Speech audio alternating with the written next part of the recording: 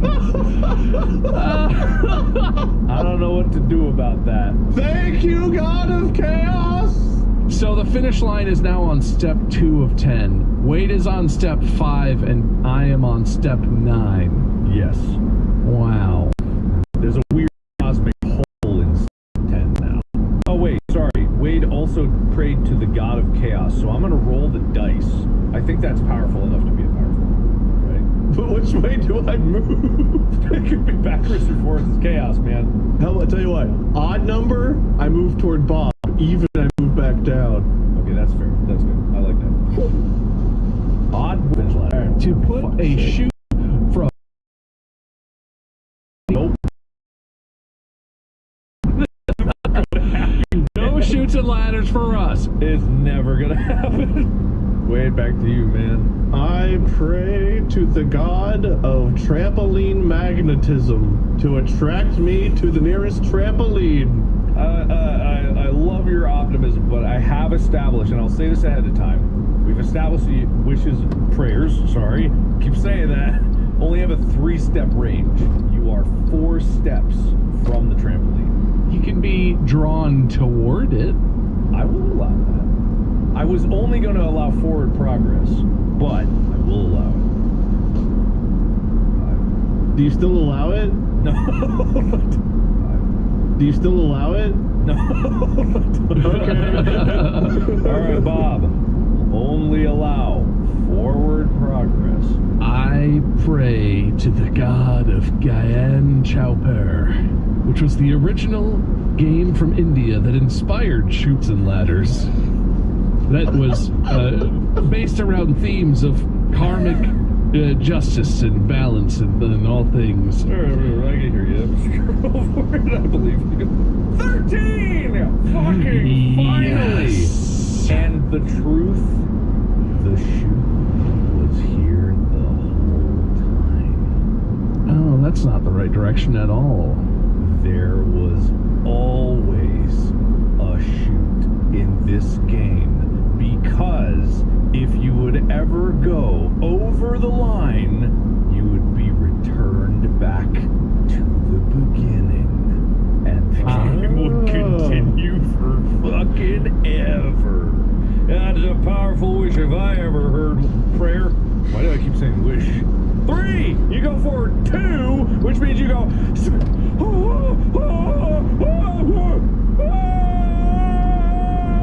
Donk. As I literally always intended. That was always the intention. I just expected there to be a lot more 3s going on in this game. Alright, for those listening, I expanded my canvas in the Photopia app to reveal that I had always had another side of the mountain that was more slippery, and there was a ramp at the bottom that was going to chuck them back to the beginning. I had intended to be this reveal like halfway through the game, not an hour and 35 minutes into the recording. But let's say that things are really good now, and I'm going to give you both +1 on the rolls just to say I wish you luck. Alright, wait. I pray to the god Michael Jackson himself of moonwalking, that I may moonwalk toward the flag. Also, I'm on step 0 right now, so the checkered flag is on 2. I'm on 0. Wade is on 6. Oh, it's an 18. Oh my god, it's an 18. Holy shit. I broke it. What the fuck? No. No. It broke. What the fuck? Looks like this is a tie. Oh, it just snaps back together. We're fine. Okay. All right, we're good. Alright, this is powerful. God of moonwalking. So you're going backwards now, I guess. It's so on the line. It landed almost exactly on the line between 5 and 3. Well, if you can't tell, I certainly can't tell through this image. I'm gonna call it a 4 would be a 2 anyway. So yeah, I guess. All right, okay. It would be a 2. So you go down 2. Whoa, whoa, whoa, whoa. Bob, we're equidistant. All right, Bob. I pray to the god of the Texas two-step dance that I may take 2 Texas steps forward. 8, which gets you to 11. That is as close as it gets. All right, let me look up the Texas two-step. All right, Texas two-step. Because some of these circumstances don't exactly have 2 steps. Oh no, it's each foot does 2 steps. So it is 2 steps. It is right, left, right, left. So here's what I'm gonna do. If it was just a 2, I would give you'd win immediately. I'm gonna vastly improve your odds of getting a 2 in this roll. Wait, does that sound fair? Yeah, I don't have a coin to say otherwise. So, I mean, that's what I was going to do. I was going to make it more 50-50 as opposed to 1/3, like a 2 out of 6, 1 out of 3 option. Does that sound fair? Yes. You're much more likely to get a 2. You could still get a 1 and move. What do you want heads to be, Bob? Which one do you want to be the 2? Two tails for 2. 2 for tails. Oh! It's a 2, baby! I believe you. He did it! It was right there. It wasn't out of focus. It was blurry. It was tails. Listeners, it was a quotation mark. Tails.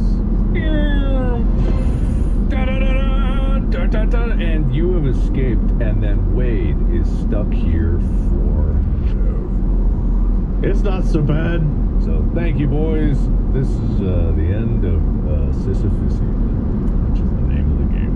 The most perfectest climb.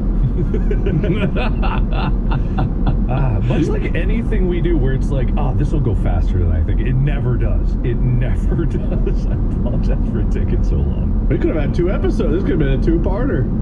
So all the listeners in their car, they have the Sisyphusian journey of trying to imagine what the hell we were laughing at the entire time. I wasn't even keeping track of any kind of bonus points or anything like that. Is it alright if I retroactively kind of go through and think of the contributions? Sure. Wade, you affected the landscape so goddamn much. I really did. Well, he did a lot of shit. Holy shit, Tiger Woods, the alternate dimension. It just didn't help him get to the finish line. Wait, you got points for Schrodinger's car. Disappointing! I forget why. Update, llama thing, Borat Sisyphus, smelly pits, going first point, and then you got 6 points for affecting the landscape. God damn. Trampoline, Okay. grappling hook, not jail, air balloon.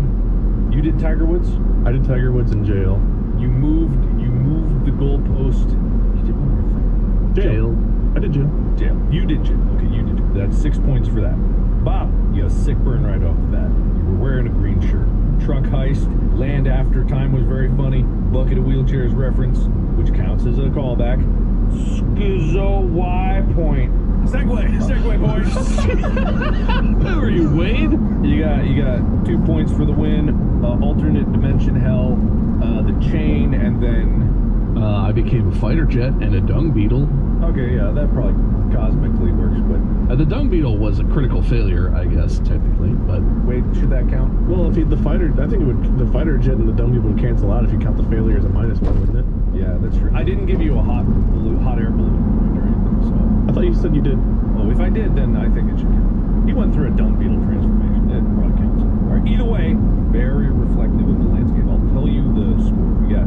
Wade, you had 7 early bonus points. You had 6 other points. That put you at 13. Bob, you had 6 previous points and 5. So you're at 11. So it's a 2-point spread. Even though Bob took the win, Wade's decisions made the landscape crazy. I'm losing? That shocks me too, actually. I feel like we're missing something for your side, Bob. I feel like you did something else. I chained us together. Did you give me a point for that? You got the win, fighter jet, alternate dimension chained together. Yeah, I counted that. Chef? Did the chef do anything big?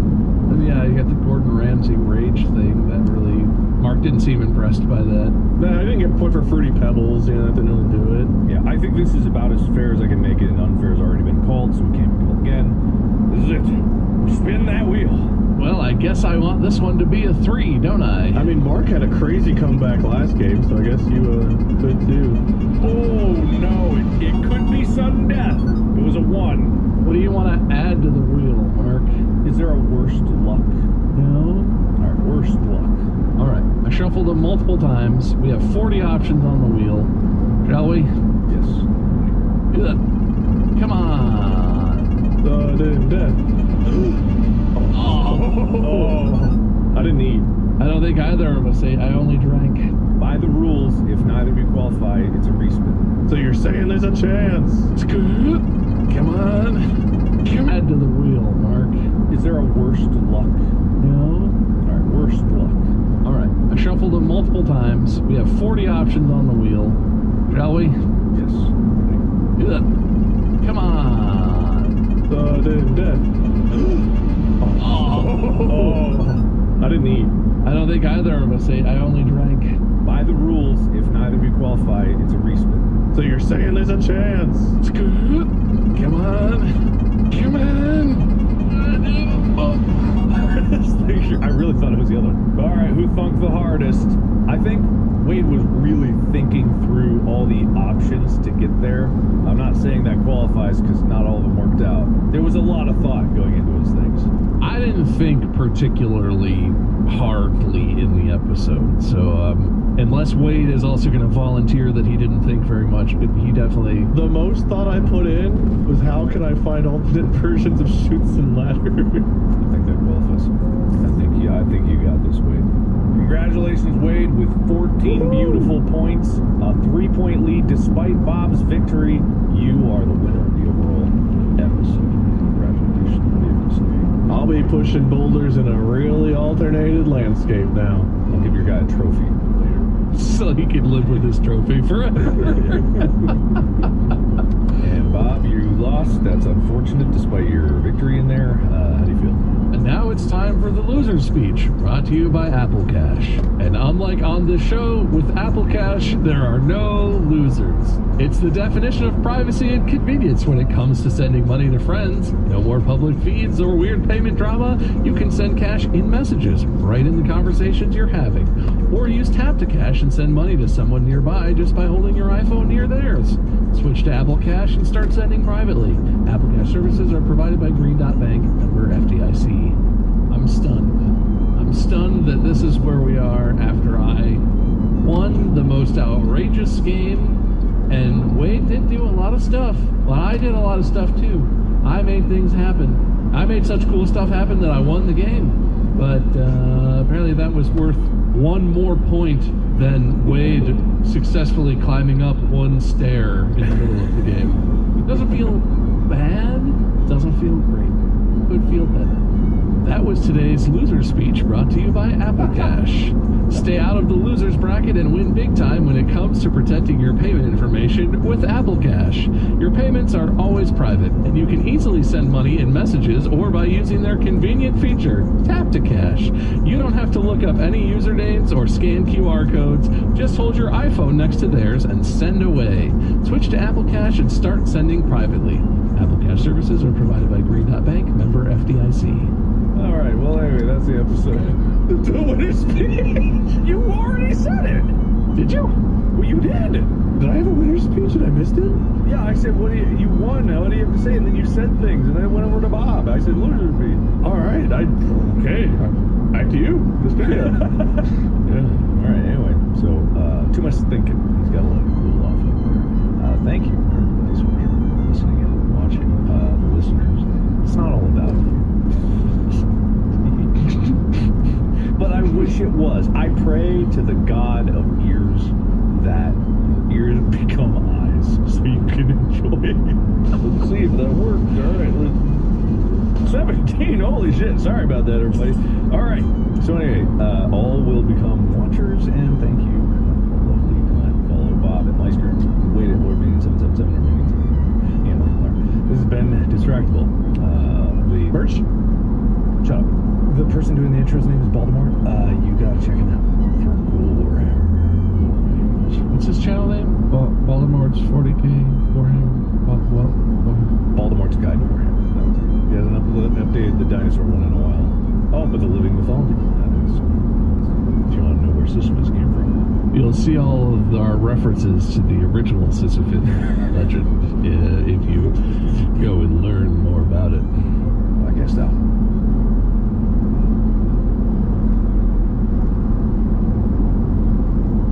This episode of Distractable is presented by Vitamin Water. Some drinks. As I'm getting older, I'm finding I'm real... To Distractable. This episode Wayworn Wade sees white, defends Wiki, then breaks out anachronisms and memory tests. Magniloquent Mark, Raw Dog Shorts withdrawal, gets Amy points, conceptualizes coding, knows his chicks, orgies, and dicking crazy. Bob brings up TikTok Bigfoot, assaults AI, calls out cowardice, and does Whippets, Van Dyke, and Richthofen. From acromatopsia to fellation.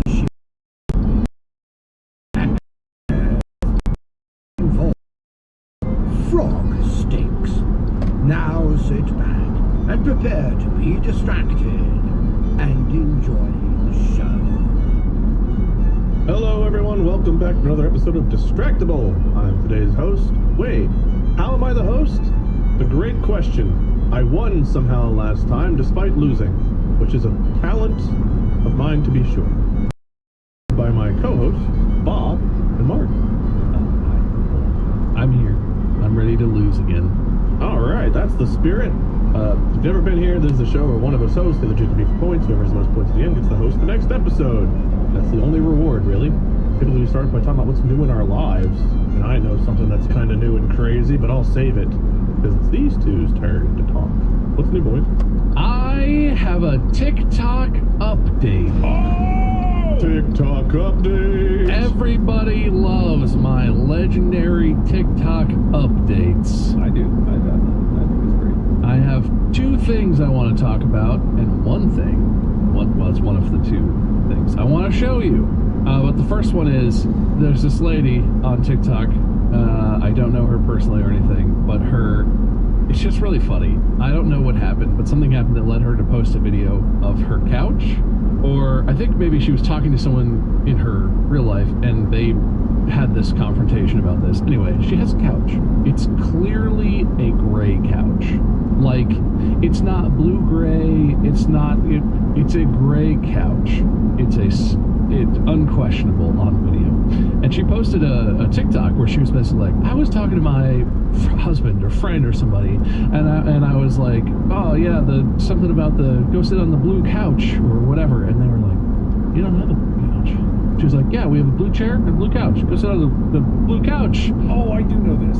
And the person like wouldn't let it go, and apparently neither would she. And so she posted a thing and a video of the couch. It was like, look guys, and showed a bunch of stuff that was blue, but also the couch. And she was like, blue, blue, blue, blue, except the couch is clearly gray. And the drama around it is so good because she wouldn't let it go, and people were like, that's gray. She was responding to people in the comments and being like, it's clearly blue, you guys are just gaslighting me now, the internet's just fucking with me, this is just. And then if you dig deep enough, it's not that deep because it's really popular, there's a reply where someone's like, hey, have you checked to see if you're colorblind? There's like tests you can take online and stuff. And then she replies to that comment where she just goes to one of those websites and does the numbers in the bubbles of colorblind test things. And she's very confidently, she's like, number, nothing, but every single image has a number in it. And there were a bunch where she was like, I don't see anything in this one. Next. And then at the end of the video, the thing is like, yeah, you have like Triton type color blindness, like tritophobia or not phobia, whatever it's called. And she just like, she gave it up immediately, was just sitting there and was like, huh. That's really interesting. This is actually a convenient time for you to bring this up, because if you are a viewer, you can check real quick, because my shirt is about the color of that couch, which is gray. If you were looking at my shirt and being like, that's a nice blue shirt that Mark was wearing, or if you think that Wade and I have similar shirts, you might want to get checked. Or me too, because my shirt's kind of minty, bluey, greeny. The type of color blindness would be blue-gray color blindness. So, Bob, what do you mean your shirt's yellow? Oh, that's different. That's a different joke. Anyway, it was just really funny, and I appreciate that once she took the colorblind test, she didn't. I was expecting her to do that, and for it to be like, you're colorblind, and for her to be like, this test is a joke. You're all still fucking with me. This is what. But she was just like, huh. Well, that explains probably for my entire life why I argued a lot about what colors things were, especially if they were blue or gray with people in my life, which apparently she never thought, oh, maybe I'm colorblind after doing that through her entire life. Anyway, it's very funny, and it's a very worthwhile, it's one of those things where it's like if you dig through it on TikTok and find and watch all the replies, the story, the drama, the progression, very funny, very good stuff. Yeah, it's good. It also led me to know that reverse color blindness tests are a thing, where it's the same kind of dots, but you can only read the number easily if you are colorblind, instead of it being hard to read if you're colorblind. And it gaslit me because I was reading it, and I came across the first one, I was like, oh god, I see a number. Oh no! Ah! But it's like, it's not perfect from what I understand. I took a colorblind test many times on video, and I've done it again. I'm pretty sure not. But I can read some of these reverse colorblind test numbers, and I'm just like, no. But I think it's just easier if you can see a pattern. There's a couple that I can't see for sure. I can tell you a pattern. In 10 years, there will be another question like this, because it was just over 10 years ago, which I can't believe it was that long, that we had the, is this dress white and gold or blue and black debate. That was 10 years ago. There's something about that, because it's like, you know, the outline of the ballerina, you don't know which way it's dancing, rotating, but you can flip it if you concentrate on it a certain way. You can flip the direction that it's flipping, and people's default direction that it's flipping is sometimes different than others. What color did you guys see back then, by the way? I think it depended a lot on the monitor that I was looking at. If you're looking on a phone, it can depend on if your Android or iPhone made a big difference. Your current brightness at that time made a difference. If it's light outside at the time, but it's hard to say for sure what the exact reason was. I was white and gold. I think I saw it both. Yeah, I think it was context specific for me. I think I ended up seeing it kind of both ways. I think there was one time I saw it in solid with blue and black or whatever, but I think predominantly I saw white and gold. I think I predominantly saw blue and black. That's only the first of 2 TikTok updates. This other one is, I feel conflicted about because it's AI generated video stuff. But have you guys seen the Bigfoot vlogs AI generated video trend? Yes, I have. 100%. This is Bigfoot vlogs. Let's take a sip. I'm gonna crash out. I don't know what was in that, but I can't freaking sleep. Might as well get morning scrub ready. I'm tweaking. Campers earlier, they kept putting this thing to their mouth and sucking on it, creating smoke, so I stole it. Well, now I can't stop sucking on it. Today, we're hunting for the legendary human snow machine. It's loud, smells like farts, and breaks down every 5 minutes, just like humans.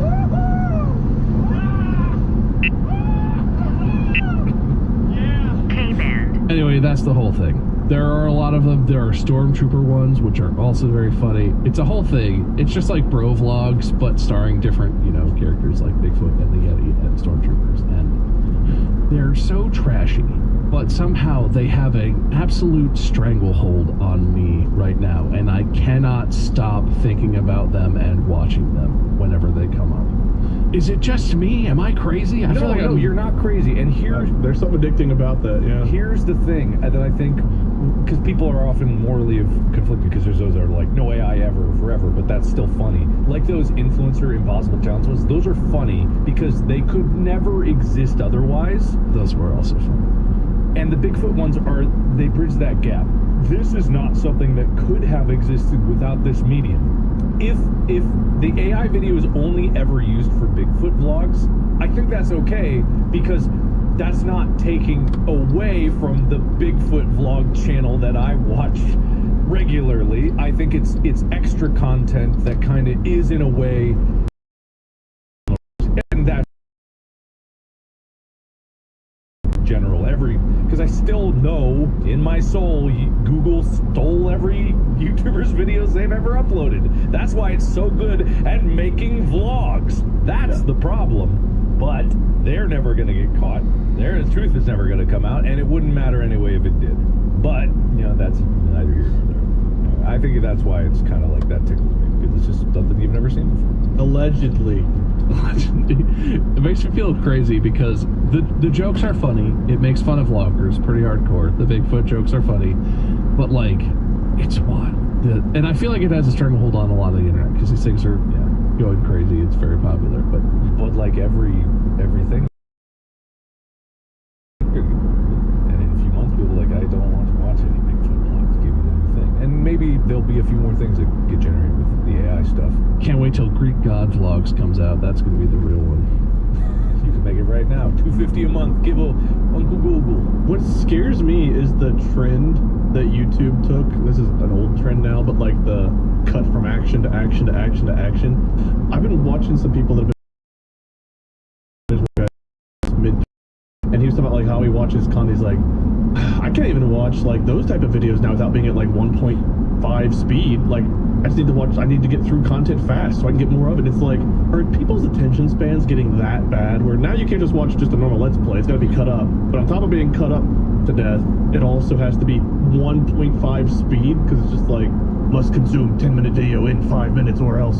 There's a huge can of worms to open up. I don't know. Go anyway.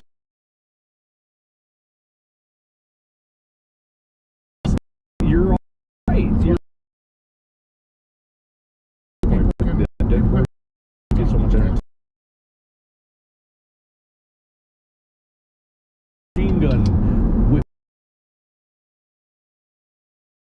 It's true. It just is. And I can tell, but the more I consume like TikTok or short form content, the more I do that in general daily life. And I even notice like it's already hard to keep a thought in my head with ADHD. It's even harder nowadays. I sometimes like I will forget something that I was doing. That always happens. I'll forget what the next thing I replaced it with was, and then I'll stand in the middle of the kitchen being like looking at my phone and have something else in my hand that I never even realized I picked up. And then I won't even remember where I disappear. Literally. I feel like I disappear.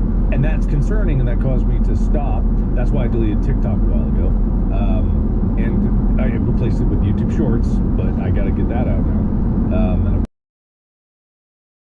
it is a problem, but it's also not permanent damage. It's easily fixable by just not doing it for a while. Not easily fixable. Yeah, I don't know if we get to call that easily fixable, but It's also different because we didn't grow up on that kind of content. I don't know if you grow up and that's the first bit of kind of content you're consuming. It could be scary. some sort of neuroscientist should probably study these effects on brains and maybe give advice. Maybe we could rig up an AI to study it. I don't have time for that. Yeah, that's true. We should just get an AI to do it. Yeah, that's right. Yeah. I heard of a good Bigfoot doctor. It's like TikTok. It's just a bunch of brain scans, and they're just like, that looks bad.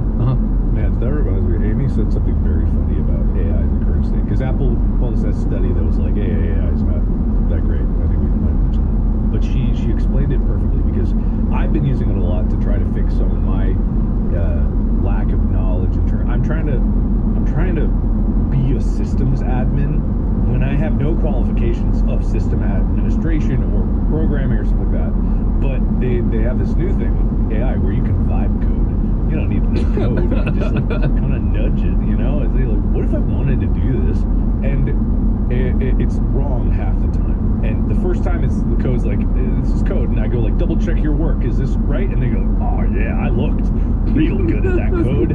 It's super good. And I plug it in, and it just blows up the entire computer. And I'm like, it blew up the computer. It's like, yeah, of course it blew up the computer. That code was trash, written by a drunk AI. Here's the real code. You do that a few times, you get it. She said AI is like phoning a friend Who Wants to Be a Millionaire. Sometimes it knows exactly what it's talking about. Every time it's confident. You pick up your phone, you phone your friend, they give you an answer. Probably not right, but it was just like a very, very good description. Pretty good. I'll give a point to Amy. Good job, Amy. Good point. Anyway, that's my TikTok update. I really should. I talked about this. I rearranged my phone so TikTok is not on any of my home screens. I have to like find it to open it. I'm starting to push through that and get re-hooked on it a lot of the time. I really need that. Strategy was not a permanent fix.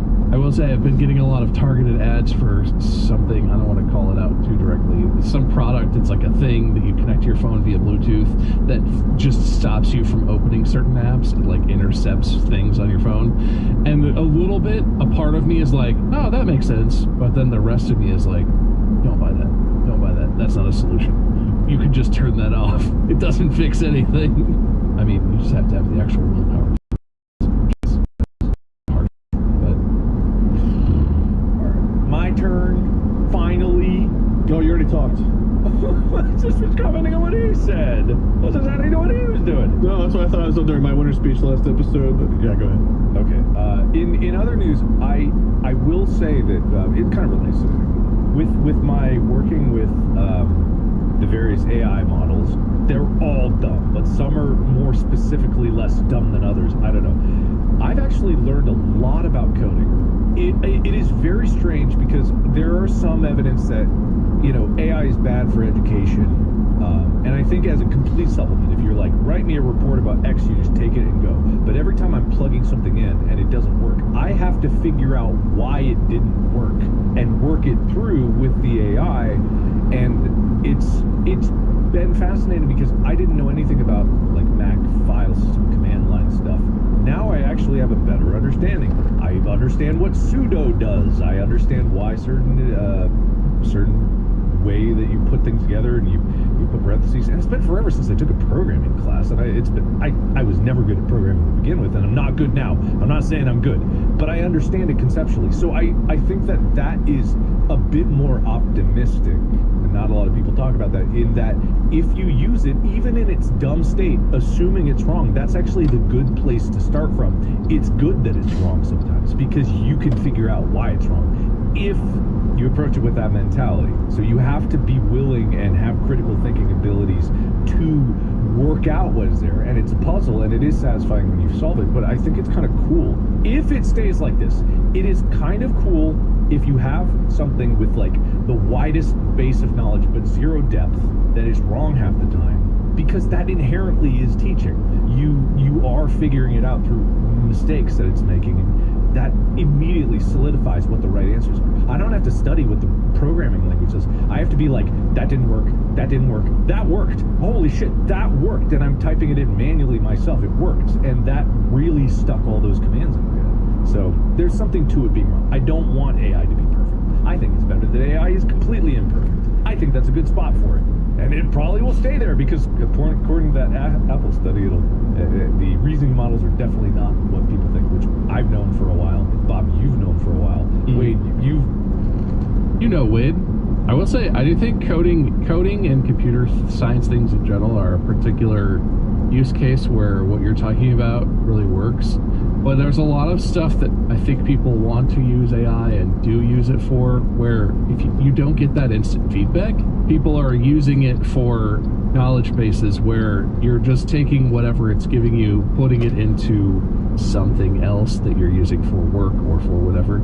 If it's not code where it doesn't work unless you do it correctly, you are not necessarily aware of how wrong it is or which parts are wrong, and no one is going to tell you that until it comes up, possibly further down the line, possibly when you're basing business decisions or other things on completely made up hallucinated bullshit. For what you're talking about, yeah, that's essentially like a good way to learn about computers, because you have someone who's helping you work through the pain of, I don't know how the fuck this works, but let's get some ideas and just keep trying stuff and figure out what does work. So it's a lot more dangerous in other contexts, and that's one of the things is like, we kind of get that, I think, and I try and be aware of that if I ever am using those sort of tools. I don't think a lot of people are widely aware of that. I'm not sure. I have no sense, because it seems like some people just are like, never AI anything, don't trust it, it's crap and it's unethical, which is like kind of a hardline perspective, but I can understand how people see it that way. And it seems like there are people on the exact opposite end of that who are like, it's like magic, it just does everything for me, all I have to do is copy and paste, and when it tells me when I'm sick, and I let it run my life, and I'm like, that's a lot of faith in a toddler who knows some of the words related to the topics you're asking it about, but doesn't know anything or know how to think about things. It's the Wild West, except also it's in your pocket 24 hours a day, always accessible. Is AI like the Wikipedia of the common generation, like Wikipedia was for us, where we weren't supposed to rely on it or use it, couldn't source it? It's even worse than that, but kind of. Yeah, kind of. The funny thing about it is, I don't know if there was ever really a point when Wikipedia was super wrong about most of its things, because Wikipedia right now, as far as I know, is about the best source of accurate information you could manage for most of the information that would be in an encyclopedia like that. I think anybody could like really edit it way back when or something. Like, there was a lot of times people could just like submit an edit that would be like added on. I don't know. You could, but the community on Wikipedia is robust enough that for a lot of the stuff where lots of people are aware of it, even if it was edited super maliciously, it would then be edited back or reverted back fairly regularly. Sure, but that might have been weaker when we were kids than it is now, It right? might have been. Yeah, It they might did have the been. established people there, for sure. Yeah, but nowadays, like I'd say, you have a much better shot by asking an AI model to specifically. You get a lot better results if you're like, look at this link, tell me this thing, and by then you've looked it up already. So what was even the point? But yeah, you really gotta hold their hand a lot. And even then it'll hallucinate, which I think is really funny. We have a spreadsheet that has like all of our episodes with like the episode number and title. It's like the distractible whatever. It's one of those things you get when you have like a show where you're managing something like that. You can give spreadsheets to LLMs, and they can look at them and give you summaries of the data, whatever. I did that. I gave our spreadsheet to a model and was like, summarize this and tell me these things. And then I started asking it things, and one of the things I was doing was fishing for like, is this an episode? And I was making things up, like making up titles of episodes, and it was without any pressure at all. It was still like, some of the time I would be like, is butt plugs in our butts an episode? And it would be like, oh yeah, that's a classic distractible episode. Mark hosts and Wade and Bob put huge butt plugs in their butt, and I'd be like, come on, like that's a softball. I teed that up for you, and you didn't find the secret episode. Oh my god! But then if you're like, okay, where is that in the document? It'll be like, oh, that's not in there. It's like, well then what the fuck? Where did you like this? I like your idea, your comparison to Wikipedia, but it's also much crazier than that, because it'll just come up with shit. I think that AI would be a lot better if the people making it really added in something where the AI could go, I'm not sure. That would fix so much shit. It's binary. It's like, I know I don't know. Statisticians would call that confidence. Some measure of confidence. But then they'd have to actually build the system that the AI is trained on. Actually really, it would have to not be a mystery hole. Yeah, we're so far down the road of it's a magical black box that no one can comprehend. Doing that is not as simple as it might sound like it is to someone who is outside the technical realm of it. I am too. Yes, that is good for small talk. This episode is brought to you by... I was Googling to see if Les Schwab would do axle replacements. And the Google AI summary thing is all like, oh yeah, they totally do axle stuff. And the Google AI has like a little linky thing, so you can check its source for its information. So I click the little linky thing, and it takes me to a Les Schwab website. And I scan through the entire page, and there's not jack shit about axle replacement in there. And yet, each time I tried asking Google, it insisted that that page had something about axle replacement on it. Cash App. Making money moves should be easy, and that's why there's Cash App. It's safe, fast, and honestly just way more personalized than any other apps out there. Do you ever just send somebody a few bucks and say, you know what you did? No, but I really like that. You should prank me. Prank me with that. Mark, if you want to really scare someone, you should send them, I don't know, some huge amount of money and be like, you really know what you really did. That'll get them. Try it on me. How safe is it, Wade?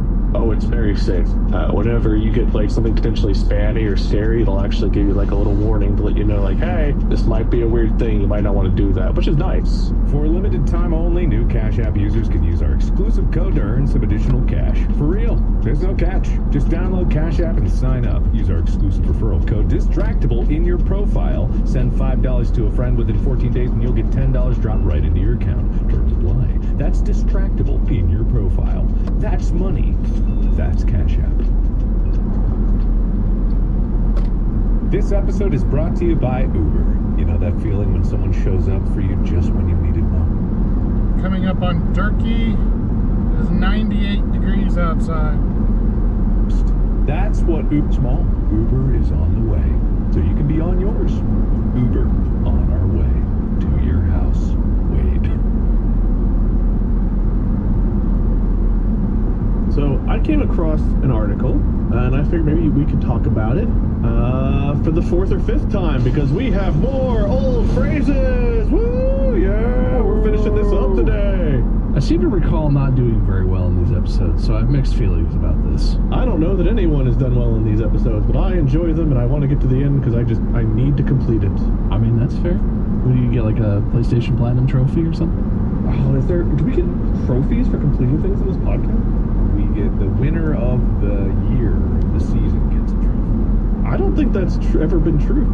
You got a trophy, or you're owed a trophy.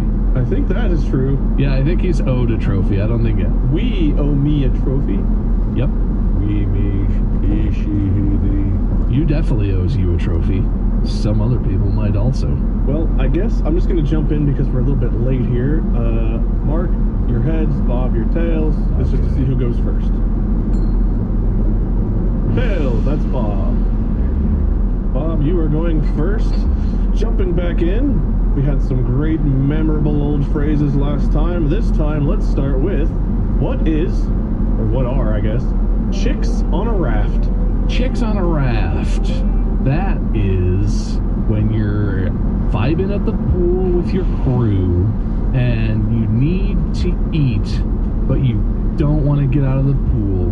And that's what they call it when they float over a sweet little boat of chicken tendies and curly fries to you in your spot in the corner of the pool where you're vibing out, and that way you can have a little snack, but you don't have to give up your spot. Chicks on a raft. Okay. I was also going to say a food-related thing, but instead of it going to give food, I was going to say it is a type of food. Because there's toady in the hole, there's fucking toad in the hole. Toad in the hole, whole toad. The toad that's in the hole. What the fuck is it? Yep. What the fuck are you saying? There's toad in the hole. It's There's whole that toad. one. There's that one thing. One Yes. toad, one hole. Two toads, one hole. What's it fucking called? It's egg in the bread thing. Isn't that toady in the... I always call that egg bread. I think British people call that toad in the hole. Toad in the hole, something like that. Yeah, but not that specifically. It's probably something like that. There's also the eggs in hell. Is that a thing? What is that, shakshuka? No, I cooked it with the what's her name? She's very popular cooking. Cooking Mama? Martha Stewart. No, Chef Anne Burrell.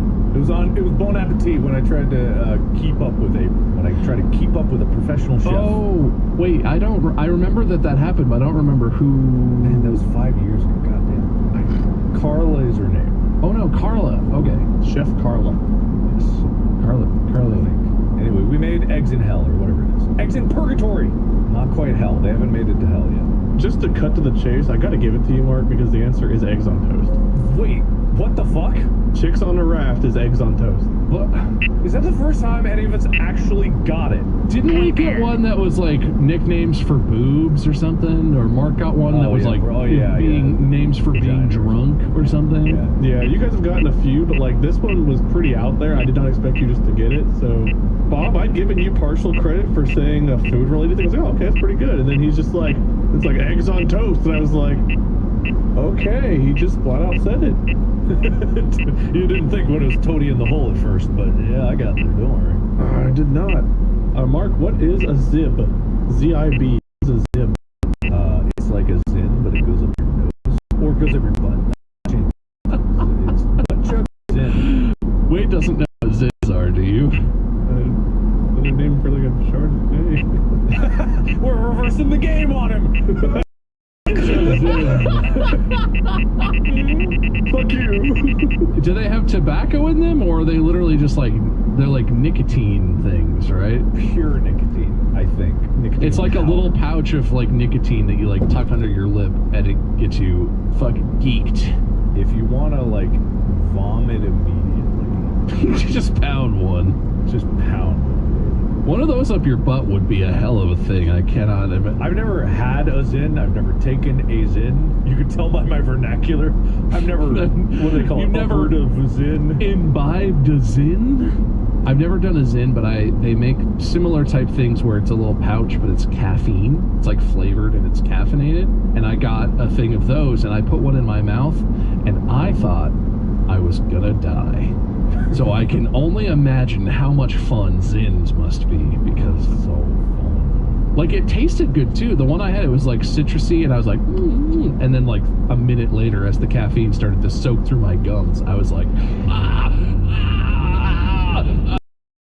that's what I wanted. Like, Well, a Zib is a nincompoop, Mark. I'm sorry, that was incorrect. I didn't get to go yet. I think like Mark's, this is another drug one. That's what they used to call.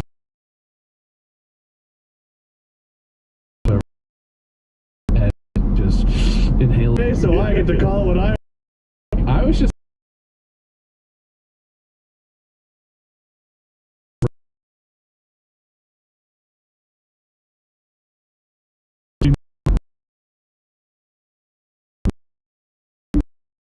Not for us to judge. It's for us to play the game. Subreddit will do what must be done. Do what must be done. The subreddit is going to enjoy watching the struggle and the growth of your learning process. I'm not learning shit. Continue. All right.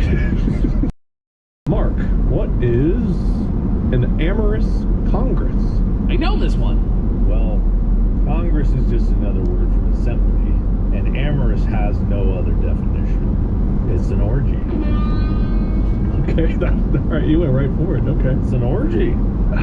I'm gonna sneak in under the wire here and be slightly more correct than Mark and say that it is a slutty hookup, but not an orgy. It's just like two people. I mean, you're both right. From what I've got here, it's a slang term for sex. An orgy is more specific, whereas Bob's right, it's just sex in general. So it could be an orgy, doesn't have to be an orgy. It could just be a hookup of some kind. So, but it is sex.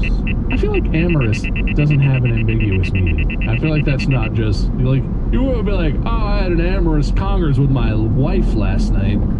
That doesn't really mean like you would have a very normal congress with, I assume, the person you're married to. I had amorous eggs in purgatory last night, and ooh, man. Boy, have I got whooper ups. Inferior fingers. Bob, what 100 is degrees. a pair of drawers? An impolite way to describe a man who is just absolutely caked up. Say, whoa, look at that pair of drawers on that chap over there. All right, Mark, what is a pair of drawers? I think it's a trick question. This is what the definition is. It's just two drawers.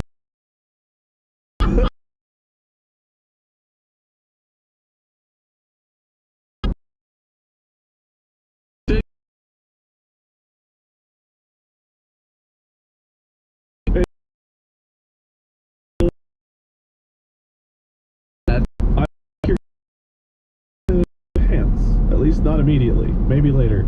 A pair of drawers is simply 2 cups of coffee. Oh, it's not though. No, it's not. Yeah, it's just actually not. No, it's not. I know you're reading that off of a thing, but I'm just gonna put this out there. Of all the words that I can recall that we've discussed in these episodes, that is the one where I am most staunchly, my reaction is that it's not though. That's just not what a pair of drawers is to anyone anywhere. I hear you, but mental floss is my god today, so I believe them at all costs. Don't care for it. Well, I'll call them up right now, and I'm going to tell them how wrong they are. I was like, we were making an episode about your article. Why did you fuck us like that? How could you be wrong? They'll fix it right away. Mark, what is dog soup? Why are you asking me this question? Specifically your Piece of shit, you racist piece of shit. because you're German. Okay, so you're in the doghouse is bad, you're in trouble. If it's so bad, you're in the dog soup. Divorce! It's Oh. divorce! Dog soup is a divorce. Bob, what do you think dog soup is? So there's actually a modern version of this that gets tossed around a lot. It's a common insult in competitive, like in esports settings and like competitive video gaming, to if someone is playing poorly, to call them dog water. Like, you're dog water, bro. You suck, effectively. This is like the old school version. Two gentlemen would be playing polo, and one would sidle up next to the other on horseback and very rudely be like, I say, you better be dog soup today, my good men. An insult for playing like shit. Uh-huh. For a moment there, Bob, you skimmed the top and then took back off again. Dog soup is just another way of saying water. I said the word water. You did say the word water. I That's know. pretty close. I agree with you. It is. It doesn't get much closer. These horseshoes we're tossing are pretty big if that's close. Well, I can't give it to him because he said it was literally playing like shit. But he said the word water. I said the word water multiple times. Hey, I had all the letters in water probably in mine, I believe. You don't have any W's in there. Let's recall. Why'd you ask me? It was one of the first ones I said. Huh? Why you ask me that? That's what I said. That's true. Yep. All right, Bob. What is a lean away? Oh, we've done this one before. That's a drunk person. Someone who is tipsy could be called a lean away. I'll give that to you. Mark, what is hump the swag? Oh, we have done this one too. Keeping it fair.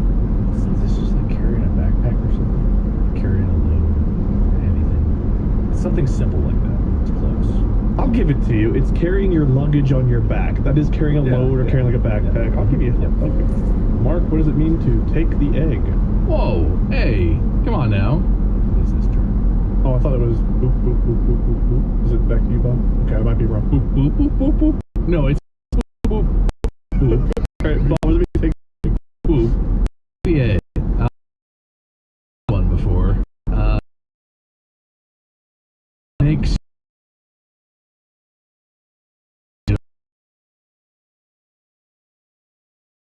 I should let Mark go. I would have had the. I actually would have had the answer. Mark, what does it mean to cop a mouse? I know this. Which cancer? Okay, all right. It's when you, as a sperm, just gets that egg first. That's what I was gonna say, and you would have given it to me. You would have given it to me because it's winning. That's the first win. We all start. We all gotta be. The winning. So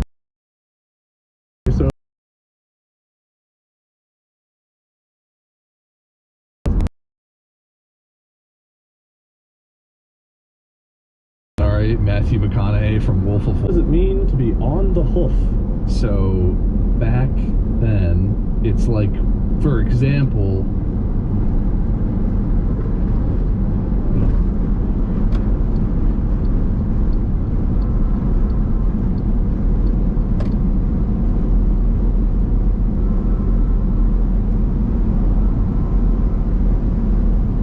Give this to Bob because I didn't give him the point.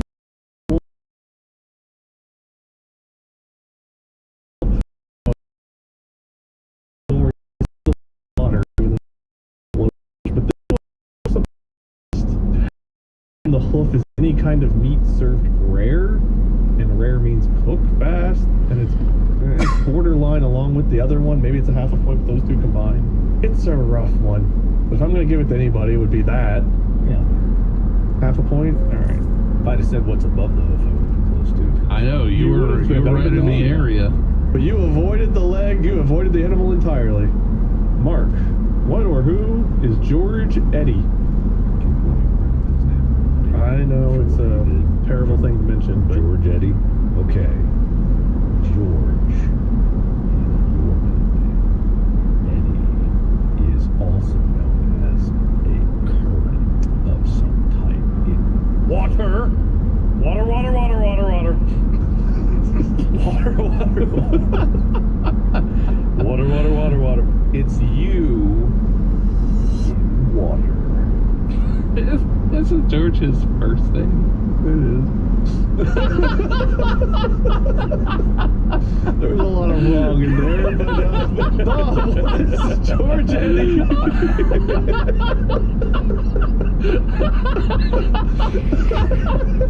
But there was a lot of right in there too, right?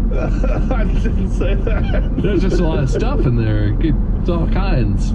Well, George is your last name. Water, water, water, water, water, water, water, water, water, water. Oh.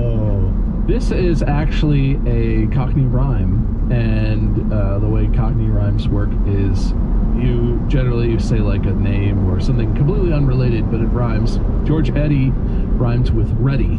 So you'd be like, hey, you George Eddy yet? Oh, so are you ready yet? Mm-hmm. A George Eddy is just a customer who doesn't tip well. What did George Eddy do to be that guy? What? I don't know, but he must have done something. You know, they serve water at restaurants. And food at restaurants is often ready. So really, Mark and I were both pretty close. I award you 0 points for that effort. Each. Okay. Bob, what are hounds on an island? Hounds on an island. That is when you are on a beach vacation and you finally make it to the beach and you pop those shoes off and you say, that's more like it. Now my hounds are on the island because your puppies are in the sand. 3 feet in the sand, okay. Mark, hounds on an island. 2 hounds on an island. How did they get there? They swam. Unlikely. Dogs can't swim that far. Or at all. Yeah, well, they can swim, but yeah, you're right. Some don't like water. Chica doesn't like to swim, but that just leads more to the evidence that they're on the road and then boated over by whatever action boats do. They don't drive. They're not cars. You can't drive a boat. The dogs on this island, and they're totally fine. No one needs to do anything. There's a boat there, probably. They're just on vacation. It's on vacation. It's to be on vacation. Which I think is Bob's answer. Wait, I circled back all the way around to his answer. You really kind of did. You walked us all the way through being in. Oh, shit. Franken beans, otherwise known as hounds on an island. Sorry, what? I'm guessing like beans and weenies or hot dogs and beans. Yeah. I suppose. Mark, what is a clucking grunt? Clucks. Grunts, commonly known as the little enemies in Halo. Very skittish, very scared, easily excitable. I've already forgotten what the first part of it was. Cluck, cluck, cluck. Chicken clucks. Chickens lay eggs. The cluck and chuck. What was it called? A clucking grunt. That's what it was. You passed the test. Good job. Congratulations. Clucking grunt. Listen to the mad ramblings of fucking run-on sentence of madness. With half of it being, what was the other word? Oh yes. It's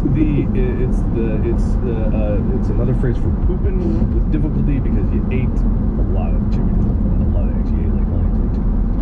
Any fiber, it's all compacted. Major concentration. Bob, what is a clucking grunt? I feel like Mark is beating me, so I'm going to try Mark's strategy. How am I beating? Cluckin' grunt. Cluck. Clucks and fries is what they call chicken tenders at Red Robin. Red Robin? Red Baron. Red Baron, World War I. World War I was started when they killed that guy. What was his name? Franz Ferdinand. Yes, Franz Ferdinand. I heard when he got shot, he made kind of a cluck sound, and then he grunted, and then he died. A cluck and grunt is an assassination. It sounds so convincing when you do that method. It's so I believe it. I have to win. I did it the way Mark does it. Red Robin, Red Baron, World War I. Oh man, I gotta give you a point just for putting me through that. And because it was correct, another point? No, it's ham and eggs. I don't think so. Okay. In what world does ham cluck and eggs grunt and pigs oink? Fuck's sake. Oh, Bob, you're first on this one. What is groping in a peculiar river? All right. Let's stick with the winning strategy. Groping in a peculiar river. Groping. Ropes. Knots. Nautical miles. River. Nautical miles in a river. Nautical miles in a boat. Boats go on rivers. Rivers run through land. Land, yachts. Yachts are boats. Rivers go through land. Land yachts. Land yachts are just buses. Buses are full of people. People are gross. Groping in a peculiar river is when you have to collect the tickets for an overnight bus, and you have to touch all those hands of all those weirdos who ride an overnight bus. Did you come with me on that one? There's less laughter. I'm concerned I lost you. I liked how you went from, you lost me at land, yachts. Land yachts. River, land, boats, water, land, yachts. Boop, boop, boop, boop, boop, boop, boop. What's to get lost on? Oh, boop, boop, boop, boop. Okay. What was my answer? Taking tickets from gross-handed passengers on a bus. What was the original? I don't even remember that. Groping in a peculiar river. Sticking your dick in crazy. Elaborate, I guess. What do you mean elaborate? You elaborate. Oddly enough, I need more specifically what you mean by that. What else is there to mean? Have sex with someone who is either really, really bad for you or mentally unstable. Why do I need to explain that? I just wanted to see if you got the full point or partial. Groping in a peculiar river is cheating on your significant other. Which you might take an overnight bus to do. So really, Mark and I are both right there. All right, when it comes down to it, Mark, I gave you a half a point for groping, and I just want you to know this is what it refers to. It does not refer to actually groping. It's right there. Mark, I think you are first now. What does it mean, the phrase, bloodhound in the hay? Okay. A roll in the hay is when you have sex. If you're a bloodhound, what are bloodhounds for? Finding criminals. Where are you going with this? I'm not going to relate those two ideas at all. I'm going to step outside. I'm going to... I don't think this is a good strategy. I think this is a very bad strategy, actually. It's a very dangerous one. I think that a bloodhound in the hay is someone very loud in the bed. I like that more than where it was going before. I just don't know what you're talking about. Bob, what is a bloodhound in the hay? Mark is a coward. This is the best strategy. Bloodhound in the hay. Bloodhound in the hay. In the hay. Hey, Hades. Hey, you. Get off of my cloud.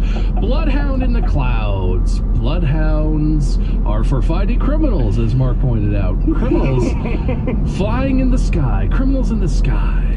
Criminals in airplanes. The Red Baron.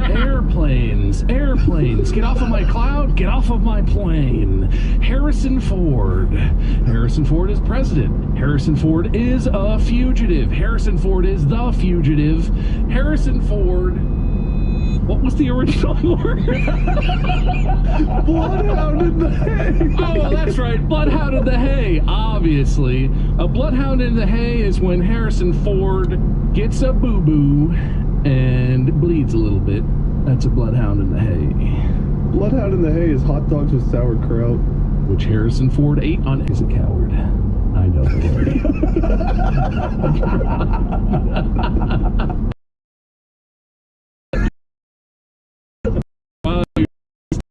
Frogs are just what people from Louisiana calls fish sticks, frog dicks, right? He likes to put fish sticks. You like to put frog.